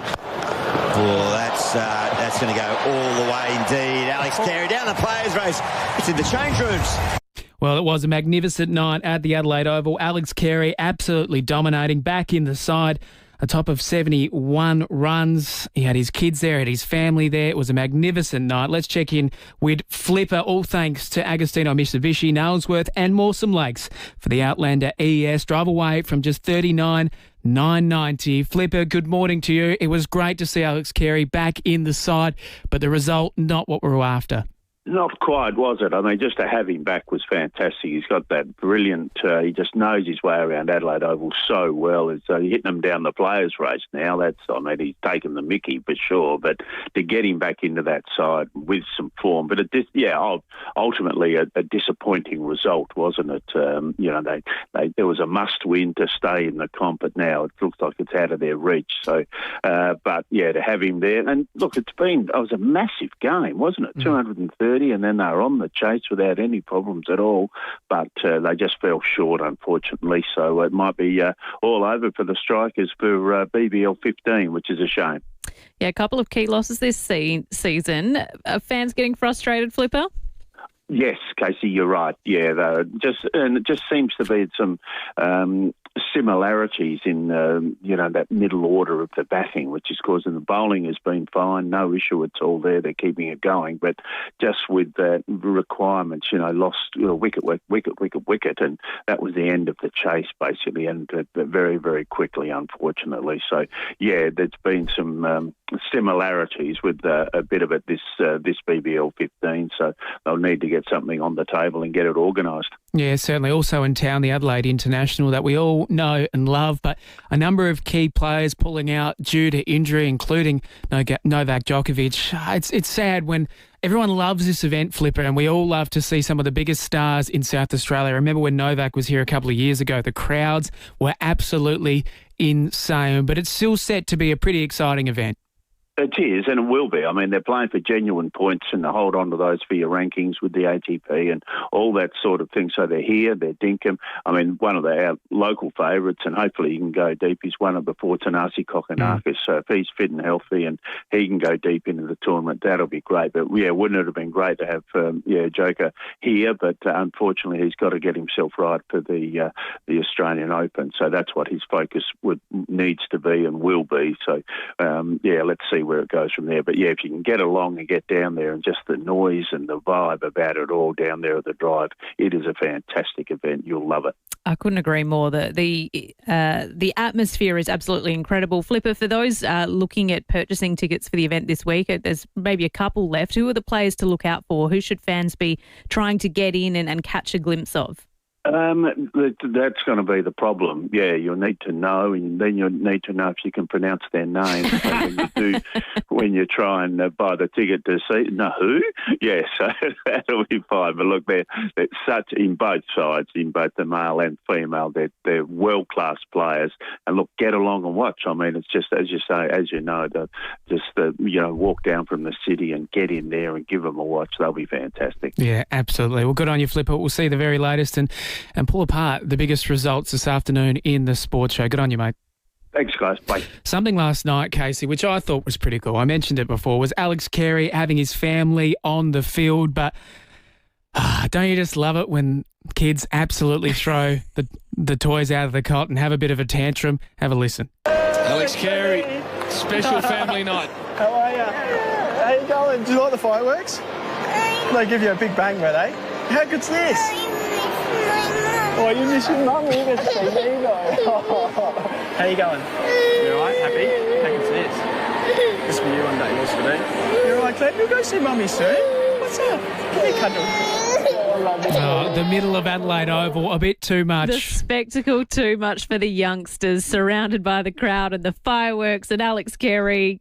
Yeah, I'd be a bit intimidated if I was that age too, I reckon. Well, it's got me thinking, and I want to hear from everyone out there, when did the tantrum happen? I want to know, when did maybe you had a tantrum, your kids, your grandkids, when was it the most inconvenient time when the toys got thrown out of the cot? 8223 0000. We've got a $100 Kent Town Hotel voucher to give away. We've also got Wallace Cinema tickets. We know school holidays have still got around about 2 weeks to go, so we're happy to assist and entertain your kids or your grandkids. 8223 0000. Talk us through the best tantrum that you've witnessed in recent times, the most inconvenient tantrum. I tell you what, I gave my parents some certain headaches, but anyway, they still love me. Haven't we all? And I must just a quick little shout out. Happy 60th birthday to my mum this morning, but poor mum dealing with me.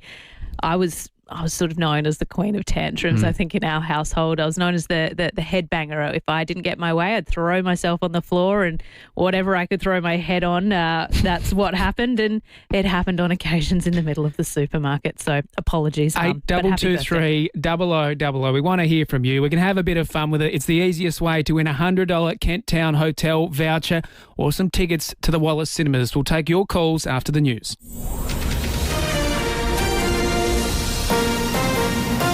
This is 5AA News. Always Adelaide. Sunny and 29 today with the 7:30 news. Good morning, I'm Mel Usher. Need a crash repairer you can trust? FIVEAA Panel Services delivers expert care to you and your vehicle. The cause of a commercial fire at Payneham is under investigation. The alarm was raised at a business on Payneham Road before 1 this morning. A person trying to put the blaze out was treated for smoke inhalation.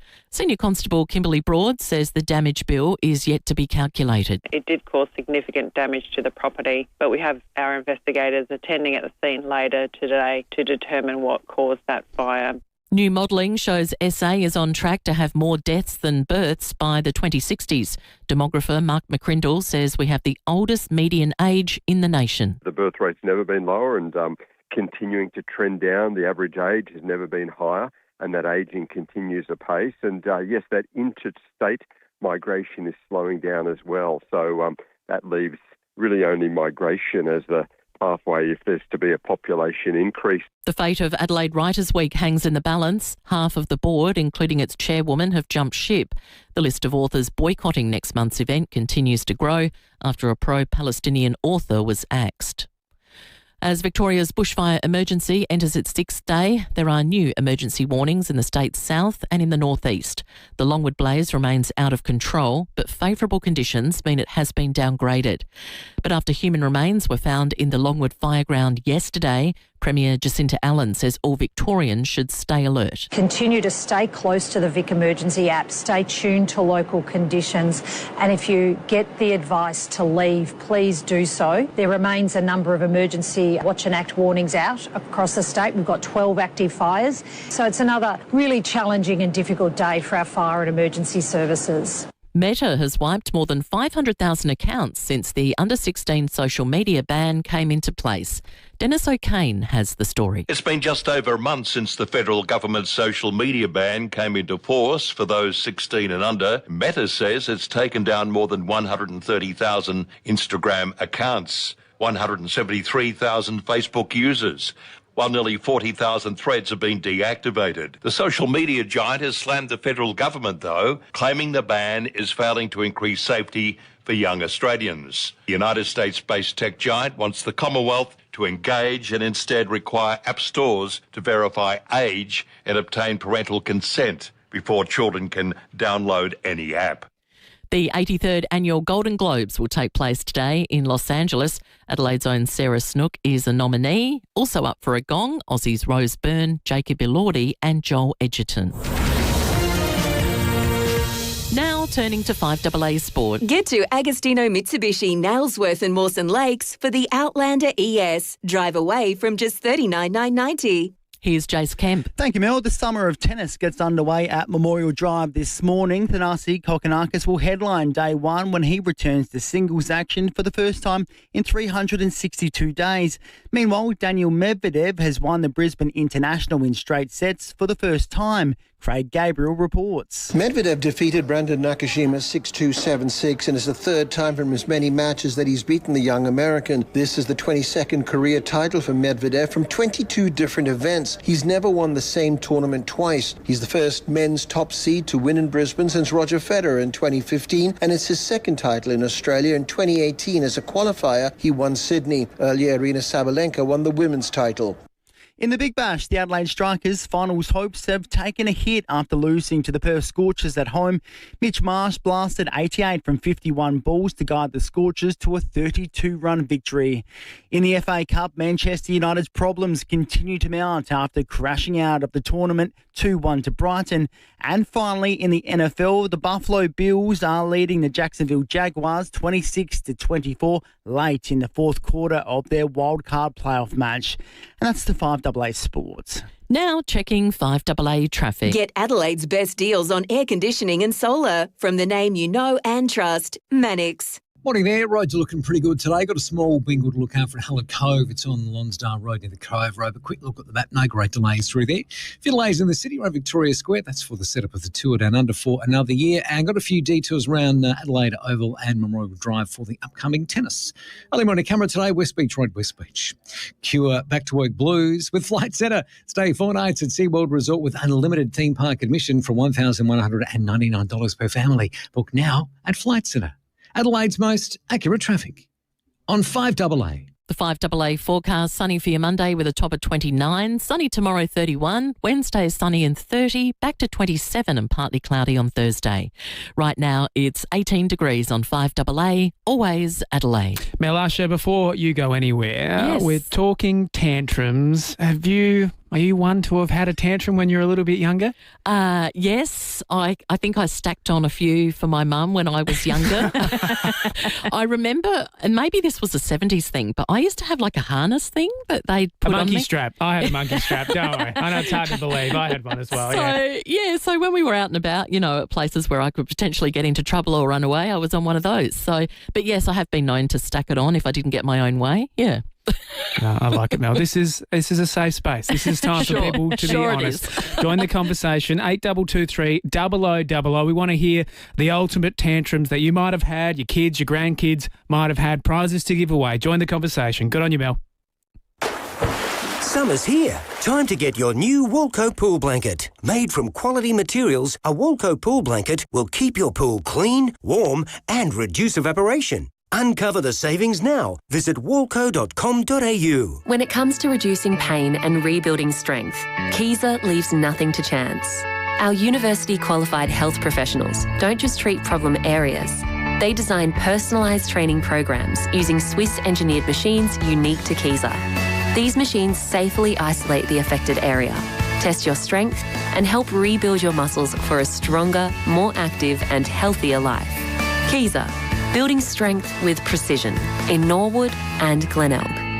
When you've been around for over a century, you know a thing or two. And South Australian Business Chamber and Ray White have almost 300 years between them. So when an alliance is formed between South Australian Business Chamber and Ray White Business Sales SA, all that experience flows to you. This ensures you're in top shape, whether you're buying, selling, or somewhere in between. Touch base with the experts. Search Ray White Business Sales SA. Proudly partnered with South Australian Business Chamber. At MediPedi, we believe in making people feel good from the ground up. Combining the skills of podiatry with the indulgence of beauty therapy, MediPedi is a first-of-its-kind concept. The MediPedi Medical Pedicure is Adelaide's best pedicure. Imagine this. Your feet are expertly treated by a podiatrist, then pampered by a fully trained beauty therapist. The result? Feet that just don't feel great, they look fantastic too. With 4 Adelaide locations, including the new North Adelaide Clinic, book now at medipediclinics.com.au. MediPedi. Feel good from the ground up. It's Professor Mike Steer here. My team's hard at work monitoring the algal bloom and helping our environment to recover from its impact. Work is underway on fish breeding programs, large-scale reef restoration and replanting seagrass meadows, along with ongoing research on algal blooms. It's all part of the $100 million Algal Bloom Summer Plan from the South Australian and federal governments, and it's happening now. A message from the Government of South Australia. Aussie kids are active kids, creative kids, sporty kids. Are you a Weet-Bix kid?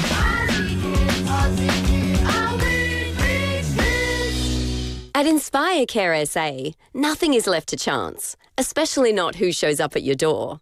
We match our NDIS support workers with people they genuinely connect with. If you love death metal, sport, art, or you're mad about cooking, we'll find someone who shares that spark. Real care isn't just about help, it's about who helps.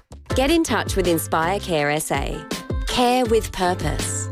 When you're gone, who gets the things that tell your story? Like the classic car you've kept immaculate, the beach shack filled with family memories, or the record collection from your youth.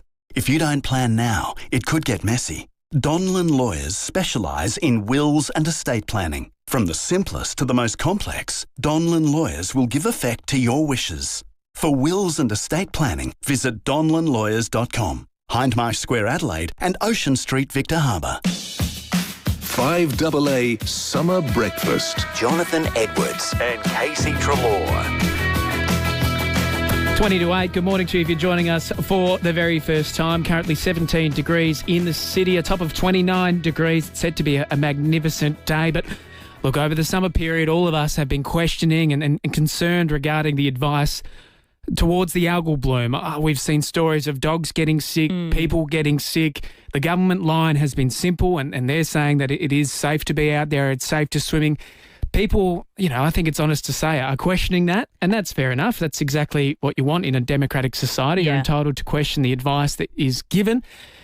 But we have our experts out and about doing research, trying to identify the cause and what's exactly take place for the algal bloom to happen so we don't see it again in the future. We want it to go away. We love our beaches here in South Australia, and it's an issue that's not going away. But shocking news came forward last week that in a parliamentary committee, ecologist Faith Colburn was told that department staff have told her not to investigate the causes of the algal bloom until after this March election. Frankly, I don't think a lot of us were surprised by it because, at the end of the day, Faith doesn't have anything to gain by saying something like that. But the government was vehemently and happy to say that, no, that's not truth. No one has given that direction. Faith joins us now. Faith, good morning to you and appreciate your time. Can you talk us through the version of events which have led to the government basically calling it out, saying that it didn't happen? Good morning. Well, it was a little bit of a storm in a teacup. I've been a consultant for quite a long time, 30 years in South Australia. And to be really, really clear, I do no paid work for the government on this issue. I think I've been paid back for some expenses on a few meetings. That's it. So all I said to the committee was that 3 public servants had come to me when I'd been asking about the investigations around the causes, because that's obviously a really important conversation. There's a lot of stuff. They're doing a huge amount of stuff, but the causes is only a tiny little portion of that. And they said to me that they had been told not to investigate those until after the election. Now, I never said there was a political directive. I never said that was true. All I said was that they had told me that they had been told not to, which is a very different thing. That happens all of the time in the public sector. You make decisions, or they make decisions about where to use resources and where not to use resources, and they may have prioritised what they're doing over the thing that I wanted to know, or middle management within a department may have decided that some things are worth discussing after the election when the politicians are not so caught up, because this is an indication of what happens when you do something when politicians and media are caught up on an issue. There's all sorts of reasons, or it could have been disgruntled staff. It could have been anything. as a member of the general community, to be receiving these conversations from staff is concerning, regardless of the cause. And so I was just asking that the committee register that those conversations had been had, and potentially think with themselves and with others about if other people had heard those conversations and what might have caused those. That's all. Are you disappointed, Faith, in the fallout since you've made those comments, in the sense that, okay, our top politicians, our Premier has categorically denied that this sort of halt on investigations is happening until after the election, but the fallout and the way it's maybe framed you and your role in looking into this algal bloom, are you disappointed in the way that, this is all unfolded? Well, given the fact I have nothing to gain or anything to lose, both sides of that conversation, it's been somewhat amusing, but also disappointing. I have always supported the Labor government through this in their response. Apart from that conversation about them being delayed, their response has been reasonably good, given the fact that no one was prepared. And so, the sudden discussion around the politicisation and a 5-minute phone call with Lucy Hood 20 minutes after the hearing asking me what evidence I could provide and getting stuck into me for not providing evidence. So let's be really clear. How do you provide evidence of a casual conversation? You just can't, not without starting a public servant witch hunt, which I had no intention of starting. Which is all I said to her, is that I couldn't provide evidence of private conversations. I don't record my conversations. That's illegal. And that was it. That was all she had to say to me on that matter. So that's a little bit disappointing given the amount of pro bono or free work I have done on this issue over the time. But it is life, and everyone is really, really sensitive given the fact the election is coming up. And I'm obviously a little on the frank and fearless side, and didn't consider the fact that they would be hyper-vigilant at this point. Well, this is what I think people want, Casey. And they need someone like you, Faith, to rattle the cage and to ensure that our government is being held accountable on this, what is, for what it is, a natural disaster wiping across our oceans. Faith, there's been some positive signs this summer in terms of, it looks like the algal bloom is easing in areas, but in just over the weekend we saw what appeared to be the algal bloom potentially coming back. What are you seeing? What's the latest in terms of what is happening with the algal bloom on SA coasts at the moment? Well, when we look at the offshore, the oceanographic type data, what we see offshore is way more active and energetic than it was this time last year, which is really good, because it's that stratification and that warmth and that all the rest that appears to have started, and it starts at elsewhere in the world. Let's be explicit on that. And so to see the currents forming and the swirls happening is really, really lovely, and the upwellings. It's not very strong, but it's a lot better than it was last year. And we do have some areas at the moment where we have definitely got the bloom still happening. So it's a little bit challenging when you look at the data on the website, because there are areas of our coast that we don't monitor. One is the western side of Kangaroo Island. There are a series of community plankton counters out there doing some data, and what we're seeing is really quite high, in the millions on that western end of Kangaroo Island where no one else is. And we're also seeing really, really high amounts, originally picked up once again by community plankton counters, now monitored by the government quite intently, off Pondalari Bay at the foot of the York Peninsula over on that western side. And looking at their data, there's really low numbers in Westlake still. There is reasonably low numbers around Whyalla now, and very, very low numbers in Portland, and not enough to be concerned of at the moment. Just finally, Faith, in terms of you stepping away from your consulting role, which you were doing for the government free of charge, was that your decision, or was that a decision by the Environment Minister? Okay, so it wasn't a consulting role. I'd had a conversation with the previous Environmental Minister, and we were concerned at the time that that there was a polarisation happening with this issue between community advice and government advice. So I agreed to sit on 2 advisory committees. There were a couple of hours, like 18 scientists in a team meeting every now and then. They weren't a big thing, but they were a sign that we were working together collaboratively. Given that the government response to my comments hasn't been collaborative, I have offered the ministers my resignation. That hasn't been accepted or denied yet.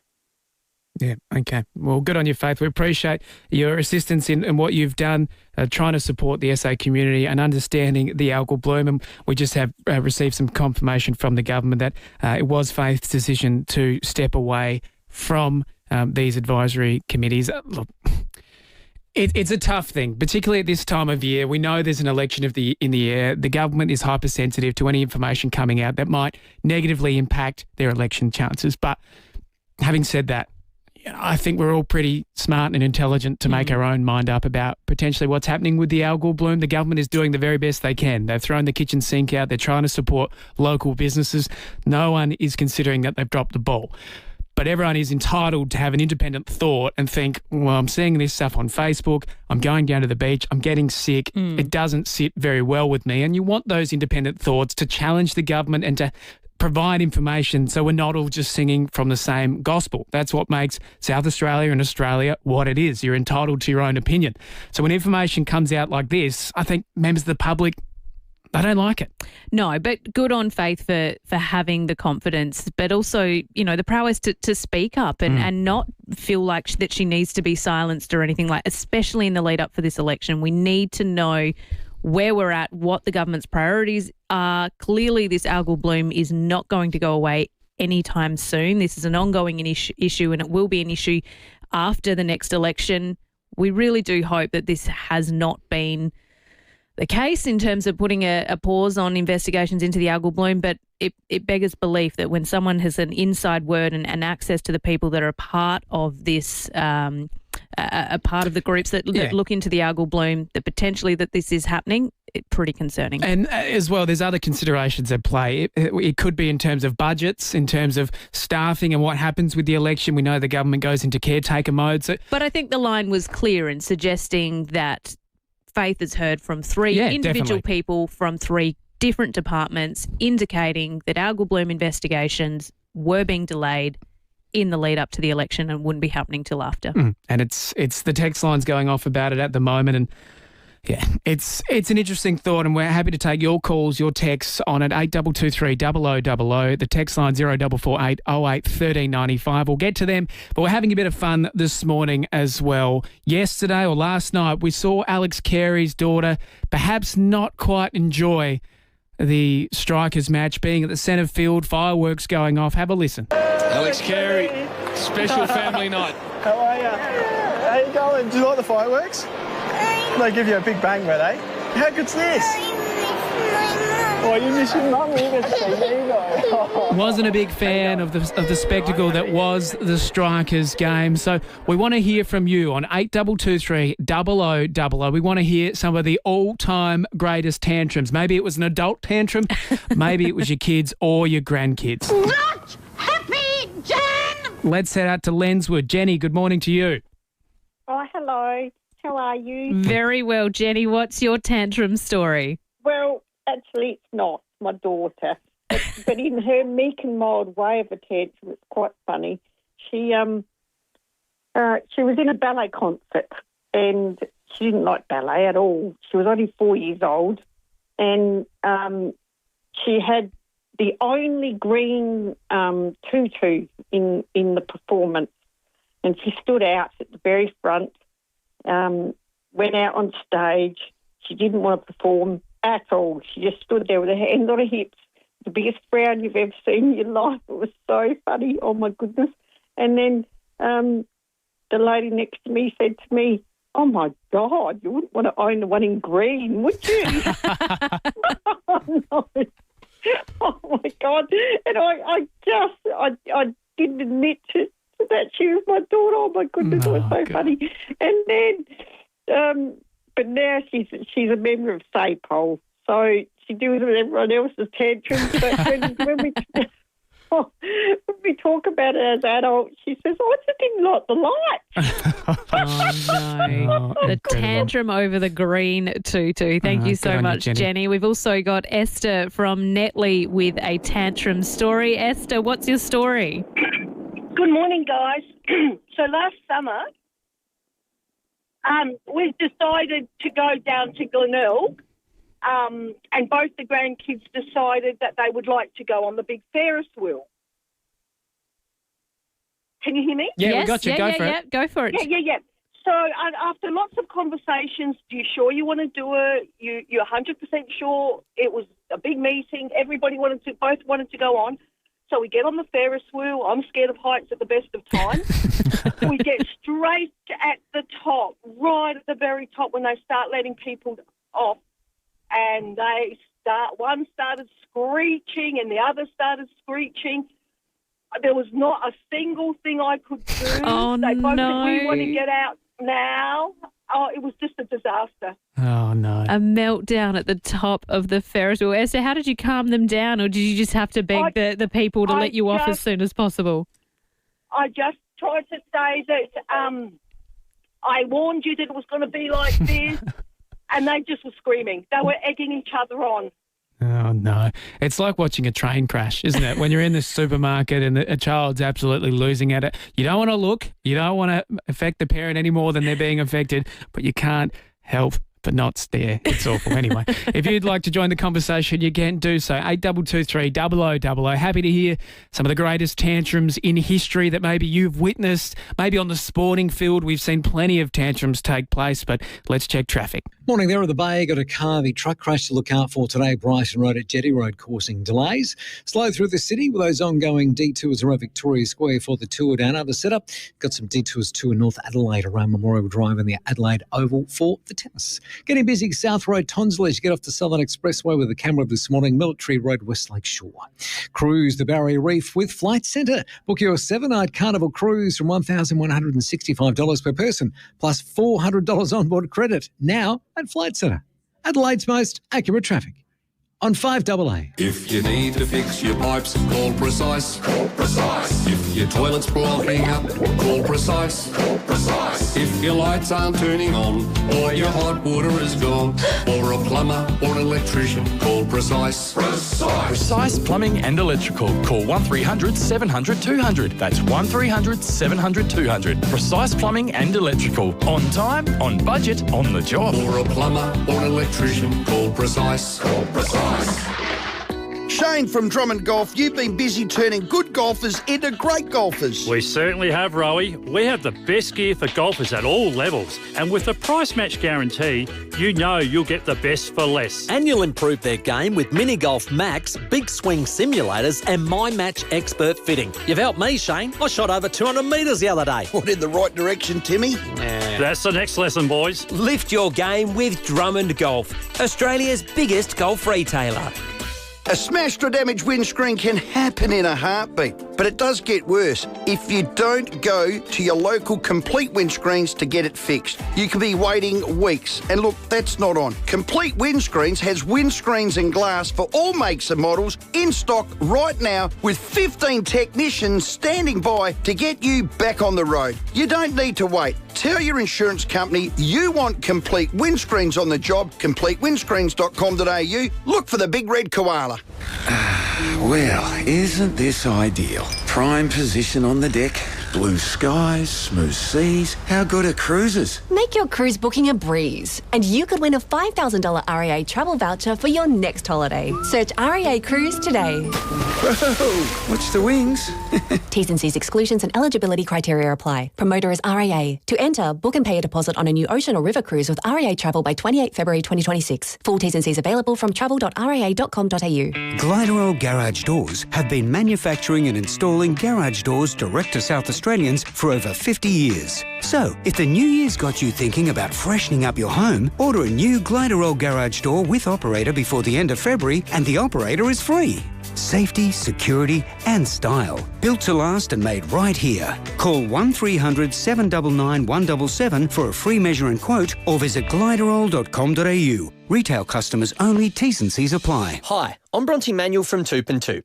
A new year brings new beginnings and Adelaide's property market is already alive with opportunity. Dream homes are being listed, offers are being made and those ready to act are already a step ahead. At Toop and Toop, we don't just open doors. We help you move towards what's next. So if 2026 is your year for change, we're here to help you take the next step with confidence. We've proudly been South Australia's trusted advisors in real estate since 1985. Visit toop.com.au today. 5AA Summer Breakfast. Jonathan Edwards and Casey Treloar.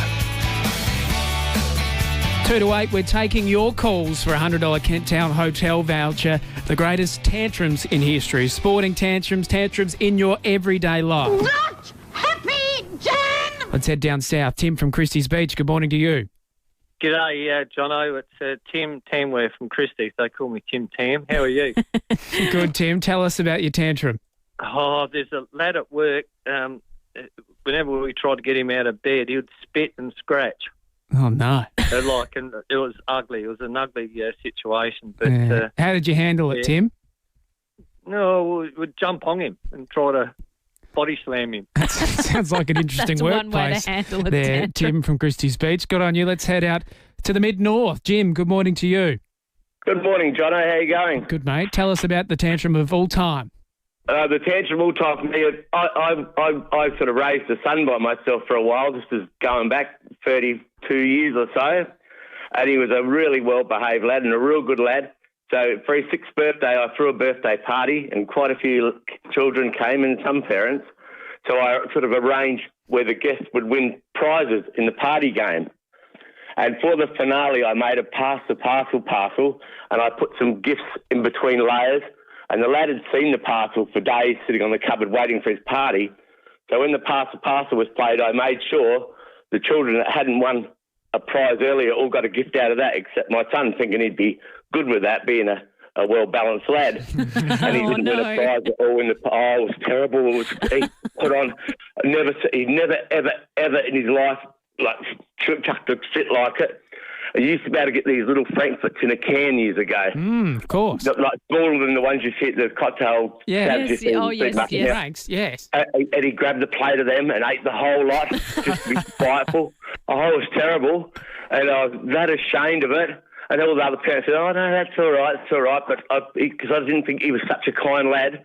A few years later in Port Pirie at the Smelters picnic there, and there was an old ride, I don't know if it was the Char or the Gee Whiz, one of those old rides. And he said, oh, can I go on it? I said, you won't like it. You won't like it, because I had those rides when I was his age. He said, yes, I will.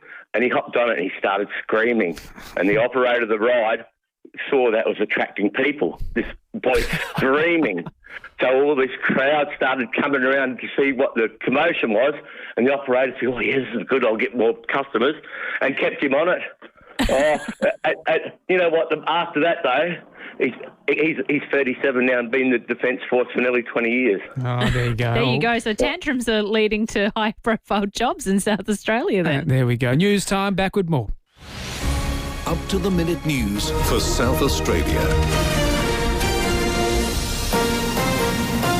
This is 5AA News. Always Adelaide. Sunny and 29 today with the 8 o'clock news. Good morning, I'm Mel Usher. Had a collision? Get in touch with Premier Panel Services and have your car returned to its former beauty. A fire at a Payneham business early this morning is being treated as suspicious. It took hold at an accounting firm on Payneham Road just before 1. A member of the public who attempted to extinguish the fire suffered smoke inhalation. It caused significant damage to the property. Senior Constable Kimberly Broad is appealing for witnesses. We're asking anyone who saw anything suspicious around Payneham Road at Payneham about 1 o'clock this morning if they could give us a call on the Crime Stoppers number 1800 333 000. SA's population growth in the coming decades is in the spotlight. New federal modelling pointing to more deaths than births by the 2060s. Immigration also comes into play. Growth is currently sitting at 1.1%, but is forecast to drop to less than 0.5% by 2065. Well, 2 weeks today, the new Adelaide Aquatic Centre will open its doors. And if you want to be there on day 1, there are 1,500 tickets up for grabs. Registering for the ballot can be done online from 9:30 this morning. Infrastructure Minister Emily Burke says it's going to be a popular spot. The water slides go up to 40 kilometres per hour. It's going to be a lot of fun for so many people. There's the outdoor pools where you can jump off the diving board, but there's also the indoor lap pools and also the lagoon areas where the kids can run around and have just the best time. To access the ballot, go to adelaide-aquatic-ballot.sa.gov.au. Well, the Bondi community has come together again, holding a vigil at the Bondi Pavilion to mark 1 month since the terror attack and the end of the Jewish mourning period. Hundreds gathered to pay their respects to those who died and were injured in the shooting. The Governor-General, New South Wales Governor, members of the Jewish community and Bondi lifeguards were also on hand. Michael, the father of youngest victim Matilda, paid tribute to her. You know, she was a typical 10-year-old boy girl. She loved to laugh, dance, sing, lots of dancing, lots of singing. Hundreds of people have now been killed as officials in Iran ramp up their crackdown on widespread anti-government protests. More from Mim Becker. It started on the streets of Tehran and has now spread across the globe. Thousands turning out for protests in London in support of the fight against the regime. While mostly peaceful demonstrations are being held in the UK, protests are turning increasingly violent in Iran. The death toll continues to rise and hospitals are overwhelmed. More than 10,000 people are in custody. Iranian authorities warning they could face the death penalty. The United States has said it is ready to help amid a crackdown on demonstrations, but Iran has warned it will retaliate if attacked by the US. Now turning to 5AA sport. Get to Agostino Mitsubishi, Nailsworth and Mawson Lakes for the Outlander ES. Drive away from just $39,990. Here's Jason Kemp. Thank you, Mel. The Perth Scorchers are the first side in BBL history to score more than 204 games in a single season. They smashed the Adelaide Strikers by 32 runs at home. Alex Carey was denied a happy homecoming but was best with the bat for Adelaide with 71 runs, while Mitch Marsh top scored for the Scorchers with a match-high 88.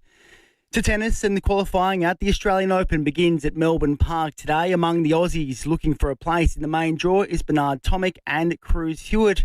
While the Adelaide International gets underway at Memorial Drive in a couple of hours, Emerson Jones, Ayla Tomljanovic and Alexei Popyrin and Thanasi Kokkinakis are among the local hopes in action. Well, finally, the Buffalo Bills have progressed through to the next stage of the NFL playoffs, knocking out the Jaguars with a late match-winning drive. Next up is the Eagles and 49ers. And that's the 5AA Sport. Now checking 5AA traffic. Get Adelaide's best deals on air conditioning and solar from the name you know and trust, Mannix.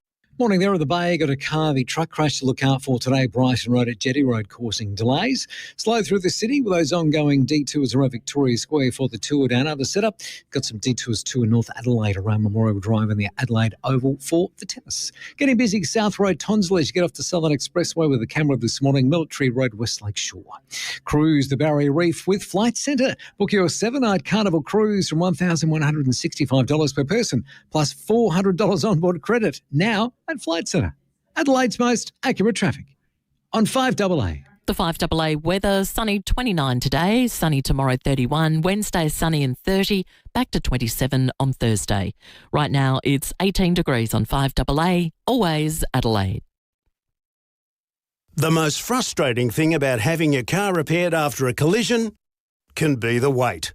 Sometimes months. At Premier Panel Services, the wait is one thing you won't have to worry about. We've expanded our workshop and our highly skilled team. It means we're better equipped to deliver an outstanding outcome for you and your car. RAA and MTA approved, Premier Panel Services work with most insurance companies. So ask for Premier Panel Services and get back on the road sooner. On Booking.com, it's easy to book your holiday home. So if you're bored of this... Guys, found an apartment. The price just jumped up. With us, there's no hidden fees. Booking.com, booking.yeah. Now, if you think surf fishing, think camping on the beach, think mates, think family, a barbecue and a line in the water. The 47th annual Kingston Southeast Surf Fishing Contest is back. It's happening this Saturday, January the 17th to Sunday the 18th on 90 Mile Beach, gorgeous beach there between Kingston and Salt Creek. And, of course, it's just a few hours' drive from the city, the perfect summer road trip. Yeah, and, of course, the water there is absolutely clean. The beaches are pristine and the fishing is as good as ever. There is $1,000 in prizes for juniors and senior categories. The beach access is for standard vehicles, plus food, drinks, and a bouncy castle for the kids. Everyone's entertained. So if you haven't been fishing in a while, this is the weekend to fix that. Search Kingston SE Surf Fishing Contest on Facebook and register by January 16. This event is supported by the South Australian Government. A Piermount Hotel is your place to raise a glass, enjoy a great meal and settle in. Download Piermount's First Draft loyalty app to unlock perks, rewards, cheeky offers and member benefits across all 7 Piermount hotels, including the Albion. Plus, your first draft is on us. Enjoy a $10 bonus just for signing up. One app, endless rewards for locals who love their local. Visit piermount.com.au to explore our hotels and download First Draft today. Some milk on our shelves travels further than you do on holiday. Not milk from Flurio Milk Company. Our milk is proudly homegrown, home bottled and delivered straight from the rolling paddocks of South Australia's Flurio Peninsula. Freshness isn't a buzzword for us. We live and breathe it 24 hours a day. When you buy from Flurio Milk Company, you're supporting our incredible farming families and doing SA proud. Look for Flurio Milk Company in your supermarket. Setting the agenda for South Australia. This is 5AA, always Adelaide. 5AA Summer Breakfast. Jonathan Edwards and Casey Trelaw. 8:09. Welcome to Monday the 12th of January 2026. If you're in the car for the first time this year, heading to work, commiserations, but we'll try our very best to keep you informed and entertained over the next hour or so. But Casey, we're going to turn to a topic that's really taken the media by storm over the last couple of weeks and a pretty significant controversy. Yeah, absolutely. That is the Adelaide Writers' Week. It's pretty popular for people, following along their favourite authors and want to hear from them on, topics of the year as well. But it is facing the potential cancellation as a mass exodus of authors are pulling out from the festival, and the government is doubling down over the controversial axing, of course, of an anti-Zionist academic. That is Dr. Abdel Fattah. She made comments. This was before Bondi, but she was making public comments to say if you are a Zionist, you have no claim or right to cultural safety. So clearly the board of the Adelaide Writers' Week had a really tough decision to make, but it seems as though it's a decision that was made weeks and weeks ago. But of course, it has come out publicly that Dr. Abdel Fattah would be pulled from the lineup of Adelaide Writers' Week. But the authors left for the Adelaide Writers' Week, well, they were not happy and they've pulled out in swathes. And we're going to be hearing from one of them here this morning. Yeah, Jane Caro joins us now. Jane, you've decided to withdraw your support for the Adelaide Writers' Festival like so many authors. Take us through your decision. Okay, well, my heart sank when I heard what the board had decided to do because I knew I was being placed in a really awful situation, as many authors have been, not as awful as Rand has been placed in, but nevertheless. And, I had to think through what I was going to do about it because I feel very strongly that we are living in dangerous times and that authoritarianism is rising all around us. And hand in hand with that authoritarianism comes an instinct to silence, to shut people down, particularly if they have controversial or even transgressive opinions. And Writers' Weeks in particular should be about the exchange of all sorts of ideas, all sorts of opinions. You don't have to agree with them. You don't have to think that they're the right thing. And you can argue back as hard as you like. But with writers in particular, our lifeblood is nuance and context. And authoritarianism loathes nuance and context. It likes black and white, right and wrong, good and bad. And I felt that everything that a writer is and everything that writers care about was being really abused by the decision. And so I felt that I couldn't be a part of it. I couldn't be a part of this creeping silencing on opinions that those with power don't like. Now, Jane, the board has said that, they're thinking of this is that they're following the national grief and community tensions around what has happened in recent months. But you've publicly stated that, you are sending your support to Dr. Rhonda Abdel Fattah. Your thoughts around, her work and the voice that she is, but also, as you mentioned there, that, these voices should still be allowed to make these public comments. Yeah. We need to talk to one another. Palestinian people, and Dr. Abdel Fattah is Palestinian, have suffered terribly. We all know that. We've all seen it. We've seen the tens of thousands of people who've been killed in the last little while. And, of course, Israelis suffered horribly on October 7th and were brutalised and killed by, in a horrific atrocity by Hamas. And, of course, the Bondi Beach awful tragedy. I'm a Sydney sider. It was shattering and horrible, dreadful thing. All of those people have suffered, and anger often follows suffering. I get that, and pain. But we will not solve it if we cannot talk to each other, if we cannot hear from all sides. We don't have to agree. We don't have to say, I'm not saying when I offer Dr. Abdel Fattah that I agree with her support, that I agree with every word she says or everything she's done. But I don't agree with her being singled out as an individual, as the scapegoat for the understandable swirling and angry emotions after an event like Bondi Beach. But to then turn and try to humiliate and exclude and really ruin the career of someone because you don't like some words she said before that tragedy was ever even dreamt of, I feel is just the wrong thing to do. It's a form of bullying. Yeah. And with this exodus, Jane, you're among them. There's a number of people from right around the country that have pulled out of this festival. Your thoughts on its future now in terms of the board in its current state? Do you think the event should still go ahead, or what does the future look like for an event like this that has been widely regarded as very popular? It's a brilliant festival, one of the best in Australia, and I was delighted and thrilled to be invited. I very much hope that the festival continues into the future. I make no comment about whether it should go ahead at the moment or not. That's not why I did what I did, and it's not really my call.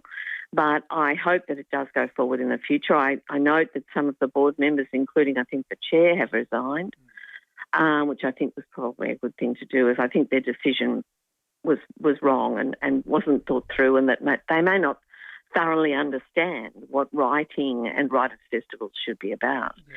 And they need a board that does understand that much better. And I think that I really send my admiration to Louise Adler, herself a Jewish Australian, I believe, from a family that suffered horribly in the Holocaust, and her bravery and her absolute commitment to allowing people with all different opinions to speak. A couple of years ago, she refused to deplatform a Jewish intellectual. So, I mean, I think that kind of attitude is the one that should be encouraged, and if Adelaide Writers' Week can find its way to that place again, where it recognises that if we don't want to continue to brutalise one another, we need to be able to talk to one another and express our feelings via words rather than other methods. I hope that they can come to that place and keep Dr. Adler, who I think is a brilliant, brilliant curator of the festival. Then I hope that it continues very, very much, because we need these conversations. We need these nuanced, complex, thoughtful, respectful, but yes, robust conversations, more now than we ever have before. And that is why those who have succumbed to the authoritarian impulse that is currently growing in the world are so desperate to shut them down. Yeah, it's an interesting topic, and it is very divisive. We look at the text line right now, and people are seeing either side of it. In previous years, we've seen this doctor who's been removed from the Writers' Festival criticise the fact advocating for the removal of a pro-Israeli speaker. It is very divisive, and I don't think that any of us truly understand the Palestinian-Israeli war here in South Australia. I don't think we're ever going to be able to safely sit on one side because it's just been truly devastating on either side. No one is either in the right or wrong, in my opinion. That's my opinion, but it is truly divisive, and it's really tearing apart this festival here in South Australia. A lot of people raising concerns regarding how much taxpayer money also going into this festival and with this outrage coming from it. I want to go to Nikki Downer. She is the partner of Alexander Downer. We don't know him very well, but she's a well-known arts philanthropist, has been the country arts chair in South Australia and the president of regional arts here in Australia. Nikki, good morning to you and thank you for your time. I read your column in the Tizer yesterday. It really sounded the alarms of, I guess, trying to censor, the fondest forms of art in narrative writing and novel writing and really what being an author is all about. I wouldn't exactly say that. Your thoughts then, Nikki, on what is happening, how we are seeing Adelaide Writers' Week play out and this shift of people, turning away from it? Well, I think it's very, very sad, but it's really reflective of what's been going on for a long time. And your previous speaker was just talking about how we need all these robust discussions. I think Writers' Week has changed so much, and it's really become very focused on the particular director of Writers' Week. There used to be an advisory committee for Writers' Week, which was headed up latterly by Peter Goldsworthy, but that sort of disappeared in the last 10 years. So the choice of speakers and the design of the program is seems to me almost entirely in the hands of the Writers' Week director. In this case, I think it's probably been one of those directions that has been existing for a long time, specifically this sort of pro-Palestinian, and in the case of Randa Abdel Fattah, obviously specific hate for Israel and specific desire to see the end of Israel.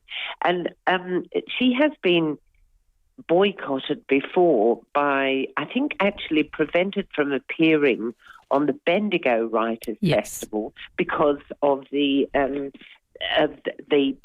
direction that they took in setting up protocols. Now, we don't have that. But I would have to say that really it is because of Louise Adler, who is no doubt a very well-credentialed and extremely effective contact, a well-credentialed person, but she has taken the festival sort of much, much more towards these dangerous areas, which, people say dangerous ideas are good. It's good to discuss them, but you have to draw the line somewhere. So, Nikki, I'd ask you then, as someone that's been a leader in the art space, if you were a part of the board of this Adelaide, what would your advice be? How would you take this direction in ensuring that this very popular festival still does go ahead and ensuring that the right voices are heard here? I think it's very unlikely that it would be going ahead. I can't see how you can really, in such a short space of time, rescue the situation. So do you cancel it for 2026 and try and bring it back next year? Well, it wouldn't be up to me to do that. And the problem is now that the board, obviously, having had so many resignations, the board has no quorum. So in a way, the board has no power.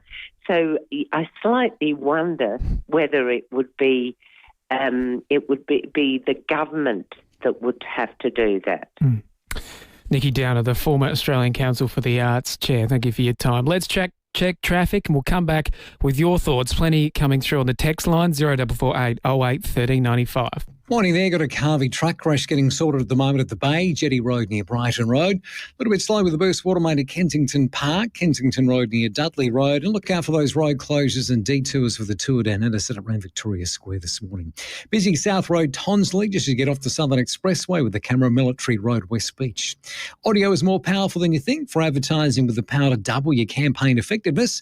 Start with commercial radio and audio where brands are heard. Visit cra.au. Adelaide's most accurate traffic on 5AA. Hi, I'm Lynn Andrews. For over 50 years, the Lynn Andrews team have made it easy for landlords to manage residential and commercial property. From single homes to multiple commercial holdings, our passion for property investment means we have a great deal of knowledge. How to do it safely and properly, matching the right tenant with the right property every time. We're here to help you. Visit lynandrews.com.au. Some swear jars collect coins, but at Buy Urban Bathrooms and Kitchens, their swear jar collects promises. Hi, I'm Jasmine. I swear that all deadlines and production will be conducted efficiently and effectively. Hi, I'm Amy, your first point contact at Buy Urban, and I swear to take all of your details and your wish list to pass on to our amazing team. For a team that swears to deliver on quality and service, see Buy Urban Bathrooms and Kitchens, Adelaide's home renovation experts. Keeping things cool is serious business, and for supermarkets, liquor stores, wineries, petrol stations and office buildings, Control Air Australia is the quiet backbone behind it all. Their advanced refrigeration and air conditioning tech cuts energy use, keeps produce fresher for longer and stands up to our toughest summer conditions. Plus, Control Air Australia's large team of technicians means service is fast, often within hours. Control Air Australia, commercial refrigeration and air conditioning, the cool behind South Australia's biggest brands. ControlAirAustralia.com.au. Steinborner Automotive in Gawler, Nuriutpa and Clare has always been well worth a trip, even more so with their 42nd birthday sale. Steinborner has purchased over 400 certified vehicles, SUVs and 4x4s, all with free roadside assist, and ripped $500,000 off normal prices across the range, with $1,500 trade-in bonus on all trade-ins. Plus, deals on new and demo Hyundai, Ford, Mitsubishi, Jack and Mazda. Visit steinborner.com.au.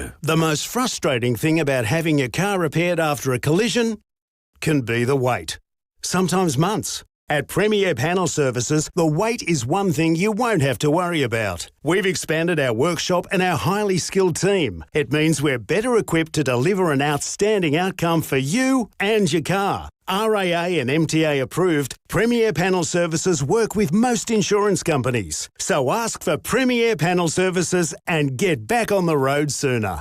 Know the news with Adelaide's 7 News. Don't miss Adelaide's leading news hour tonight at 6 o'clock. 5AA Summer Breakfast. Jonathan Edwards and Casey Treloar. 25 to 8, a top of 29 degrees in the city, currently 18 degrees. A mountain of feedback on the text line, Casey, regarding our last chat regarding Adelaide's Riders Week. Yeah, plenty of people having their say. We've got Damien, he says, censoring the truth, Zionist movement and politicising what happened in Bondi. We've also heard from Wendy suggesting that Israelis and Palestinians are not the problem. The problem is leaders who make bad decisions. Couldn't agree there. Hamas made a bad decision. Netanyahu made a bad decision. The people always suffer. Yeah. Yeah, it's pretty awful. Even Andrew says in relation to the author that has been axed from Writers' Week, Dr. Rhonda Abdel Fattah has been critical of Israel in past statements, and that Andrew agrees with the board. It's inappropriate that she was allowed to attend at this time. Aren't we trying to eradicate hate speech? That is an interesting point. I mean, we're talking about, we're picking and choosing. Freedom of speech, but at the same time, there are, at both a state and federal level, we are trying to eradicate hate speech and the speech, inciting violence against others. Yeah, 20 minutes to 7. Let's turn to our next story. And we know in our rural areas, healthcare continues to be an issue. People having to make the move or travel long distances to receive the healthcare that they need. Lou Paps is a gentleman from Peterborough. Lou, talk us through your story and the decisions you've had to make to receive the healthcare that you need. I got diagnosed 2 and a bit years ago with multiple myeloma, so it was constant going backwards and forwards from Peterborough to Adelaide. And 3 years before that, I got diagnosed with emphysema. So my life is going backwards and forwards either to Adelaide or Port Pirie for constant chemo. So, Lou, tell us about your fight and what you are, trying to speak up about for those that are dealing with these, these health problems in rural areas. What are you trying to achieve in terms of fighting for dignity, choice and care in rural SA? We matter. It's like, because you're in a country town, they can go to Port Pirie or they can travel to Adelaide. But we have a beautiful little hospital up here with beautiful staff, and unfortunately we don't have a regular doctor. So it makes it hard, because if I need to go up to the hospital for an emergency, you then have to sit around and wait for someone to come in and see you. And we've heard the issues, particularly at Mount Gambier recently over the Christmas period. GP practices, urgent care clinics closed because they didn't have a GP available. In the northern suburbs last week, we saw an urgent care clinic. I know this is not rurally, but even here in Adelaide, unable to take new clients due to the demand that they're under. Lou, we know this is an election year. We're a couple of months away from heading to the polls. If you could send a message to Chris Picton, the Health Minister, or the Shadow Health Minister from the opposition, what would it be? That we need our medical centre reopened, because that's been shut, and that would make life easier, because we're an older generation here in Peterborough, let's be honest. We do have young ones, don't get me wrong, but just to make life easier. And we do vote. So, a big swimming pool in North Adelaide is not helping us in rural towns. The B8 supercars is not helping us in rural towns. We need health. We need doctors. Yeah, you need long-term help. You need a stable, system where you do have those GPs, like you say, Lou, that stay in town. You don't want these locums coming in and out. You want a doctor too that's going to understand your case, and you're not having to re-explain your story every time for each time a locum comes out. This is true. And even for me to get a blood test, I have to go to Jamestown to get it. Otherwise, I go to emergency here in Peterborough, but you can sit there for hours if they've got an emergency coming, which we unfortunately do have. Yeah, it is concerning, the state of healthcare in rural South Australia. It's been an issue ongoing. So many challenges in terms of the state of healthcare in South Australia. It's not just a metro issue. Clearly, it's a major issue in our regional areas as well, and no doubt we'll have so much to hear about it in the coming, elections, we can say weeks away now. It is weeks away. So we're going to hear a whole lot more on what both sides are hoping to do in terms of fixing these problems. We've heard issues, as you mentioned, Jonno, not just across regional SA, but metro SA as well, in terms of a GP shortage. So hopefully there's some solutions that can fix it.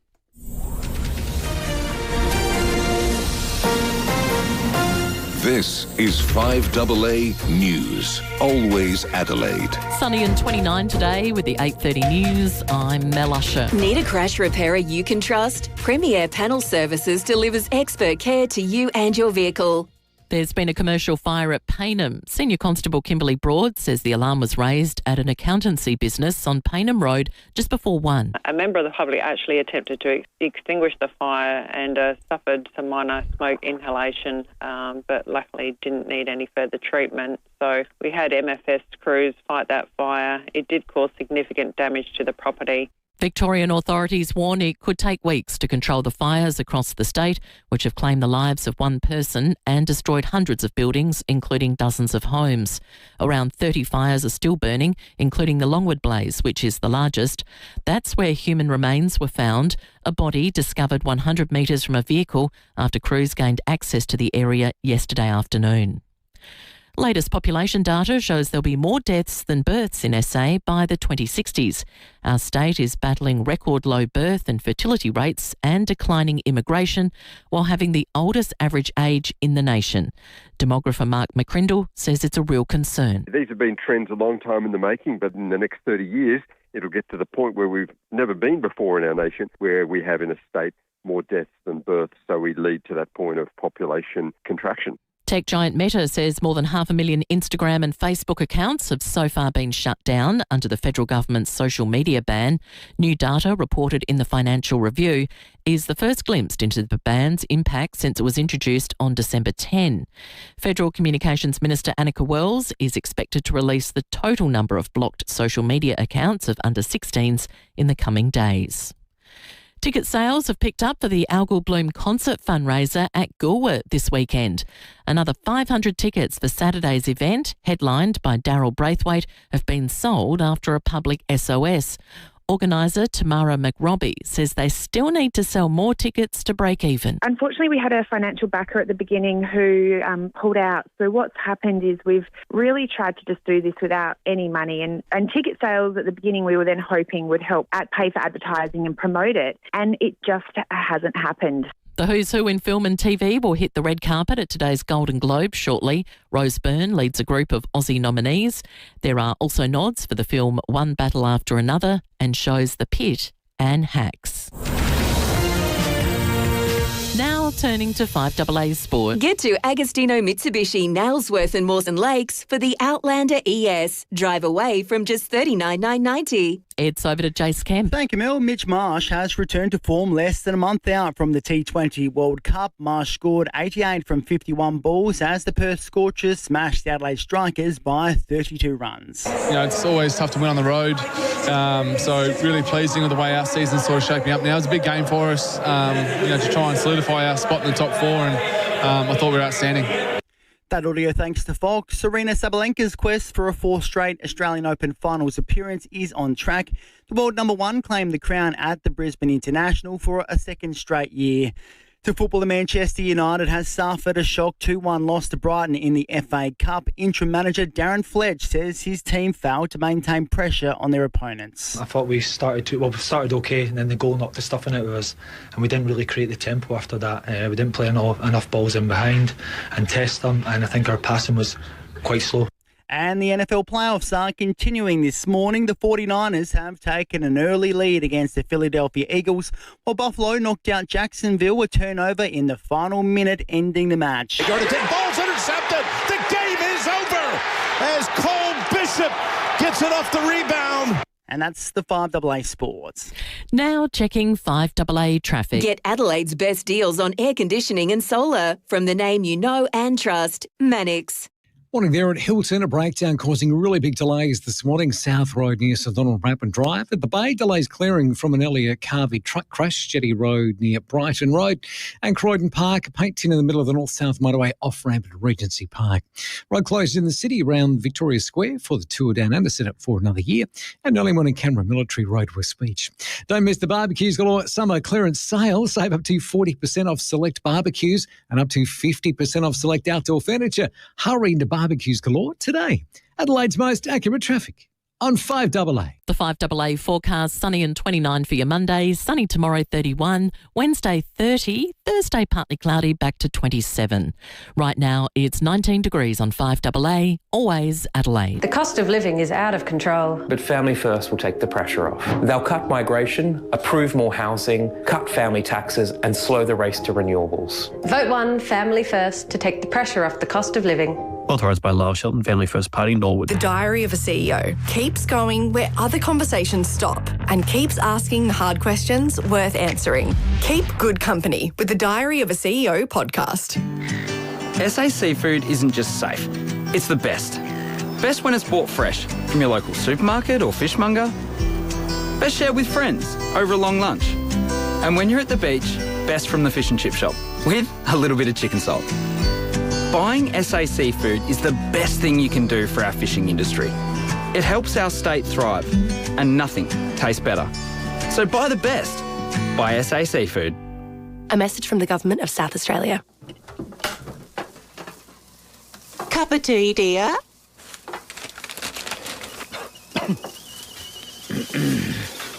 The kettle's on. Would you like a cup of tea, love?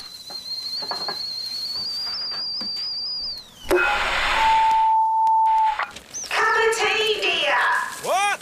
If you're concerned about hearing loss for a loved one, book an appointment with Can Do Hearing. candohearing.com.au. That sounds better. On Booking.com, it's easy to book your holiday home. And thanks to no hidden fees, there's no more. Guys, found an apartment. Wait. Added fees? We don't do sneaky added fees, so you can go from home to holiday home with no dramas. And relax. On Booking.com, finding a holiday home's easy. Booking.com, booking.yeah. When it comes to reducing pain and rebuilding strength, Kiza leaves nothing to chance. Our university-qualified health professionals don't just treat problem areas. They design personalised training programs using Swiss-engineered machines unique to Kiza. These machines safely isolate the affected area, test your strength, and help rebuild your muscles for a stronger, more active and healthier life. Kiza, building strength with precision in Norwood and Glenelg. Tyre Power's Hot Summer Sale gives you the power to save on a sizzling range of Kumho tyres. Start the new year with a new set of Kumho tyres. Buy 3 and get 1 free. The heat is on. Buy 3 and get 1 free on selected Kumho tyres. Plus many more Hot Summer Sale offers store-wide at Tyre Power. Have a safe new year with a new set of tyres from Tyre Power. Our Hot Summer Sale is on now. Visit tyrepower.com.au or call 13 21 91 for your local independent owner. Is your lawn a chore or a pleasure? If you're watching the clock, it's a chore. If you're watching the lines, it's a pleasure. At Mowers Plus Salisbury, we're here for the pleasure seekers. And if it's a chore for you, we're here to make it easier. We stock all the big brands too, including Stihl, Toro, Masport, Victor and more. And we service everything, including cylinder mower grinding and all types of blade sharpening. Google Mowers Plus Salisbury and trust your garden to us. 5AA Summer Breakfast. Jonathan Edwards and Casey Treloar.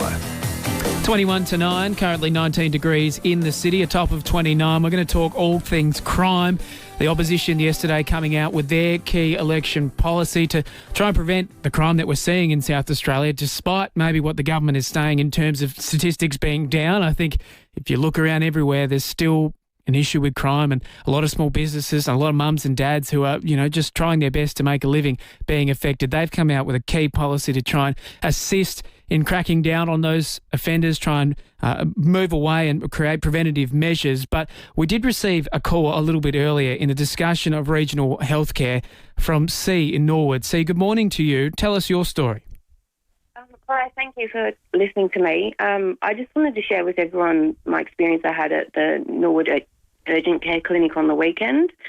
I had a bit of an unfortunate tumble on the weekend while I was walking to my car in the car park, and I landed on my face, and my face hit the concrete because I didn't catch myself. As I went down, we heard this horrible cracking noise, and it sounded like bone. So we decided just to go to the urgent care clinic that was nearby. And instead we ended up waiting 3 hours. And it was just an absolute shambles. It was not organised. And the waiting room was full of people with colds and gastro and lots of minor sort of ailments. And lots of people were sort of seeking controlled drug scripts. The majority of the patients were displaying contagious ailments. It was just a germ-filled waiting room, really. But the concerning bit was they weren't that ill, that they were actually ducking out of the waiting room over the few-hour periods and shopping on the precinct and coming back to the clinic with shopping. During the time, I was not offered any tissues or an ice pack for my head, which was bleeding. And I had bad bruising and headaches and dizziness. And at the end of the 3 hours of waiting, myself and my family were told that I would not be getting a consult as they had not opened the scanning place that was connected to them yet, and that as they were new and they couldn't handle this type of injury, and that it would be best if I could seek help elsewhere, as the doctor on the call was busy and attending to other patients. And this was directly from the doctor as well, on a first-come, first-served basis, and that she would not deal with my type of injury just after we'd waited the whole 3 hours. I was just really quite baffled that this occurred, because surely a head injury with an eye laceration, blurred vision, headaches, this sort of typical just accident-prone, moment that can happen to anyone is the purpose of an urgent care clinic. So where were you told to go? People, and especially someone's relative or old person, because it's quite sad. Were you told to go to a GP or a hospital? What was the situation? They left it to me to make that determination, and they wouldn't comment on my current, how I was presenting. But it was quite interesting, because when we first presented to the desk, they said this is quite severe and that I'd be nixed and I'd be triaged accordingly. But just none of that occurred, because they just weren't really organised, and they didn't understand the purpose, and it was an absolute shambles. The staff were overstressed, and I think it was because the lack of clinicians that was on thing, and the poor girl on the desk was just an absolute shambles. And it seemed to be that anyone with real genuine injuries, or like things that you would assume would be urgent care and meet the requirements for urgent care, weren't actually getting any help. Yeah, it seems to be a lack of clarity at some of the urgent care clinics, as C's outlined in her story there at the Norwood Urgent Care Clinic. An injury like C, in terms of, she mentioned a head injury, dizziness, blurred vision and the like, that should be triaged accordingly. It's a concerning development there. Yeah, we can see the picture that you've sent into the text line, C. Very much a significant injury that required attention, so obviously not receiving the care that you so deserve, and it appears that the urgent care clinic perhaps not being used in the way that it is designed to. We'll follow up with the relevant authorities in relation to that. But let's turn to the election. It's just a number of months away, and the Liberals, they've announced their plan for safer communities. They're going to create a $10 million safer community fund to deter crime against small and family businesses and create a vibrant high street, trying to bring back those communities through increasing CCTV and preventative measures. The Leader of the Opposition is Ashton Hearn. Leader, good morning to you. Talk us through this election promise. Yeah, good morning, guys. And can I just make a quick comment on C and her experience at the Norwood Urgent Care Clinic, because unfortunately this is becoming a little bit too frequent, and I can appreciate how incredibly frustrating and concerning C's experience would be. Part of the problem is that it's just so hard to get in to see your local doctor at the moment. It would be something that your listeners have been experiencing for quite some time. There aren't enough GPs. That's another challenge. And so we've got some policies that would speak directly to this problem, which is about allowing GPs to open until 8 p.m. on weekdays and also open until 1 p.m. on Sundays. So that would go some way to ensuring that people who don't have that genuine urgent need to see a doctor, perhaps some of those preventative things, they would be able to be seen through their local GP practice. And then coupled with that, we also have a policy to attract some of the best and brightest GPs from around the world and the nation here to South Australia, so that we're not falling further and further behind. So that was just something I wanted to say about C and her experience. But again, another issue that you've been talking about on 5AA for a long time is crime and the experience that small businesses in particular are experiencing. So we went to 78 on Rundle yesterday in Kent Town, which is an amazing business, and we had a chat with their owner, Megan. 6 months ago, thereabouts, Megan actually had a really horrific spate of vandalism on the weekend, which is their busiest trade. They were out there with toothbrushes trying to scrub off the vandalism because it was pretty vile, to be honest. And when they tried to work with the police for a prosecution, the CCTV that they had installed wasn't good enough to be able to identify who did it. And so we don't think that businesses like Megan, they shouldn't be reaching into their own pocket just to keep their business safe and keep their patrons safe. So we've got a $10 million fund really that would help to provide some of those practical measures to prevent crime, as you pointed to earlier, whether it's CCTV or lighting or alarms. This is just one way to help small businesses who we already know are struggling from an affordability perspective, but this is just a practical way just to help keep crime under control in South Australia.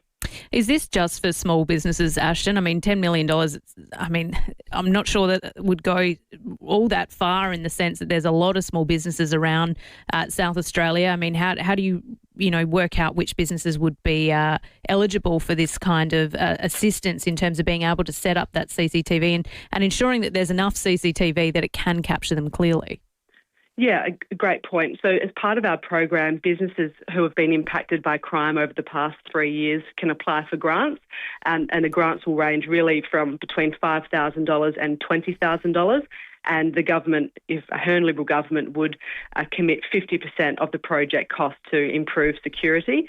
But it's not just for small businesses like Megan, but we've also got it available for local councils. So if local councils are wanting to look at bolstering their own CCTV and lighting in a precinct, they can apply for grants of up to $400,000. And this is also a program that's worked really well in Queensland. They've obviously had a huge crime issue up there as well. And so we've turned to them and had a look at this program. It's worked really well in Queensland.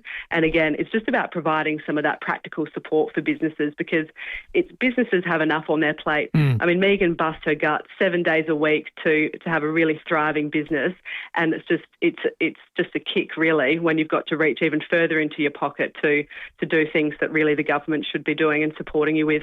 Yeah, certainly. You mentioned the councils and their CCTV network. We know overseas, particularly in the UK, the government has a significant expansion of CCTV that we see here in the city, operated by the Adelaide City Council and police security officers. And we see it at Glenelg, and I think we see it down at Henley. Do you think we need to expand that network so that police have greater CCTV in high presence areas or even in our suburbs? Yeah, and that's really the point, to make sure we're looking at those high presence areas where there are a number of small businesses, looking at the parade, for instance, where we've got, it's a high traffic area.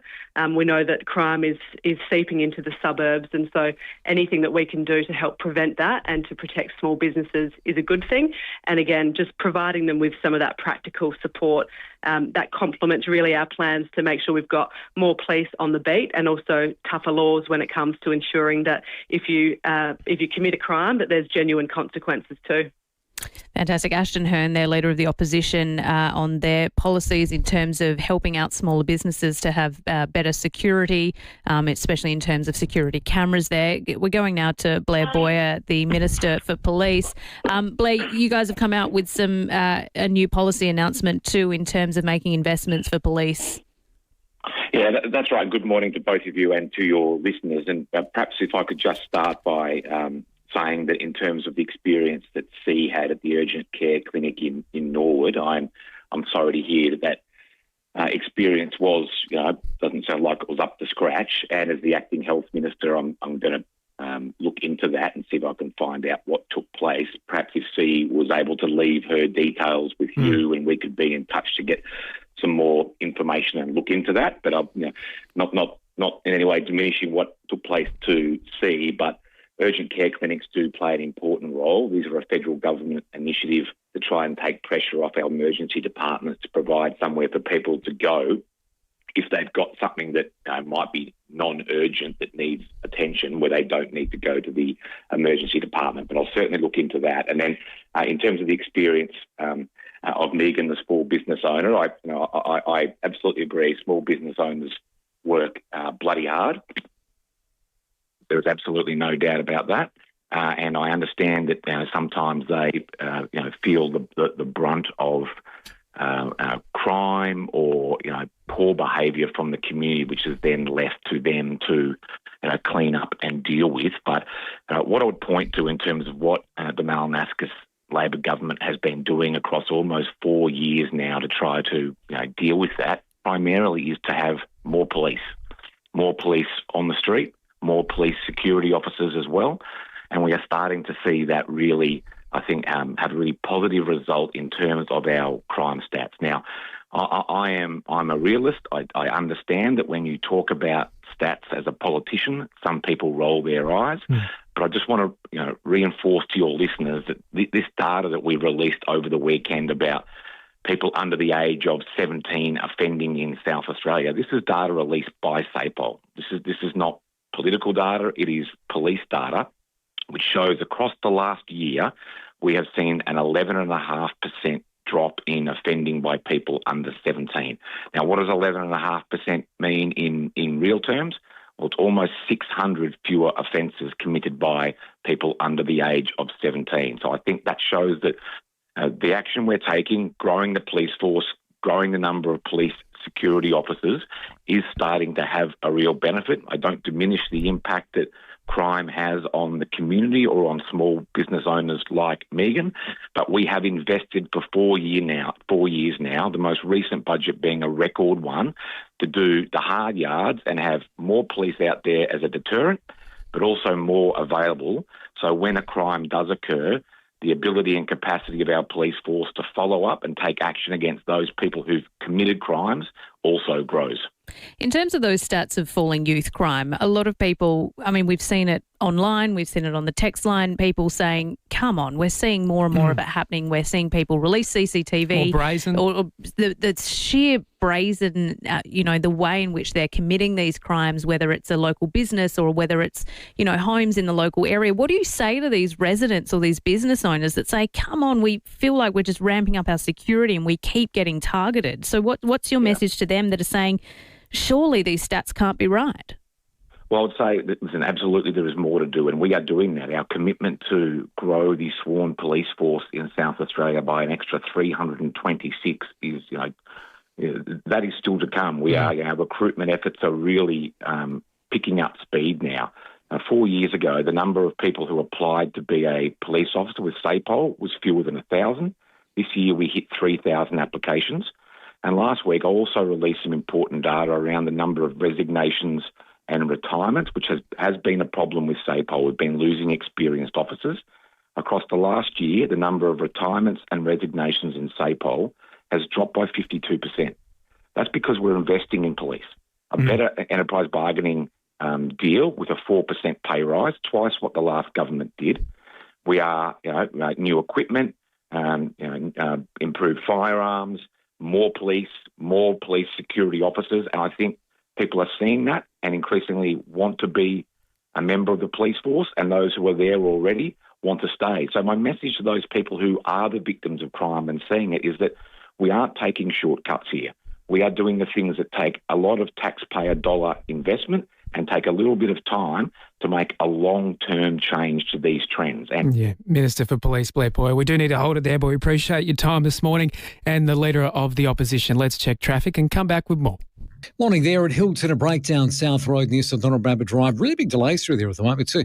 The Bay delays clearing from an earlier carving truck crash, Jetty Road near Brighton Road, and Croydon Park, a paint tin in the middle of the north-south motorway off-ramp at Regency Road, causing a few headaches. Cameras Grange Road, Grange, and Tapley's Hill Road at Fulham. Every minute of every day, a child is admitted to hospital. Help make it a happier place with a $30 donation to the Starlight Foundation every month. Donate today at starlight.org.au. Adelaide's most accurate traffic on 5AA. When you're gone, who gets the things that matter most? Like the family business that must go on to support the next generation and the one after that. If you don't plan now, it could get messy. Donlan Lawyers specialise in wills and estate planning. From the simplest to the most complex, Donlan Lawyers will give effect to your wishes. For wills and estate planning, visit donlanlawyers.com.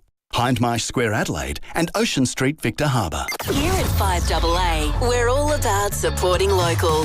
Plan your next getaway with the experts at Spark Travel, where every journey begins with a friendly conversation. King William Street in the city or sparktravel.com.au. Now, you don't just do a good barbie, you're the Tong Master. You're not just flipping snags, you've earned the title of Backyard Hospitality Director. So you deserve the very best outdoor kitchen from Adelaide Outdoor Kitchens. Choose from the best appliances, add a bar fridge or, my favourite, a pizza oven, or stun your guests with one of their custom-made concrete bench tops. They do indoor concrete bench tops too.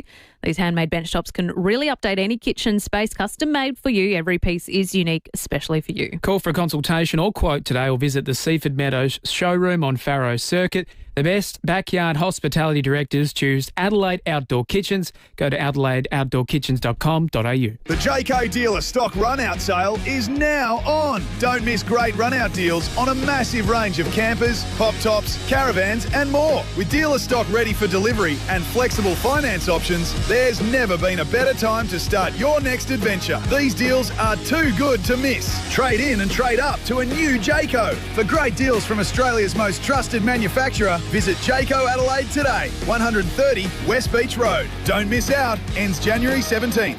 Shane from Drummond Golf, you've been busy turning good golfers into great golfers. We certainly have, Rowie. We have the best gear for golfers at all levels. And with the price match guarantee, you know you'll get the best for less. And you'll improve their game with Mini Golf Max, big swing simulators and My Match Expert fitting. You've helped me, Shane. I shot over 200 metres the other day. What, in the right direction, Timmy? That's the next lesson, boys. Lift your game with Drummond Golf, Australia's biggest golf retailer.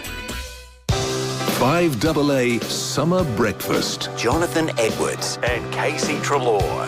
2 to 9, let's check the fuel situation. Don't get stuck on the side of the road. Get RAA road service. If you're out in the north, head to Leroy's at Maropara for unleaded, $1.45. The BP X Convenience at Jeps Cross, $1.59 for diesel. The Mobile Blair Athol, $1.65.7. We need to choose a winner of our $100 Kent Town hotel voucher.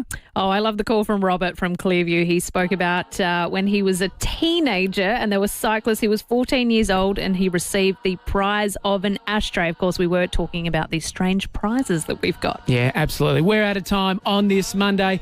We'll catch you tomorrow from 6.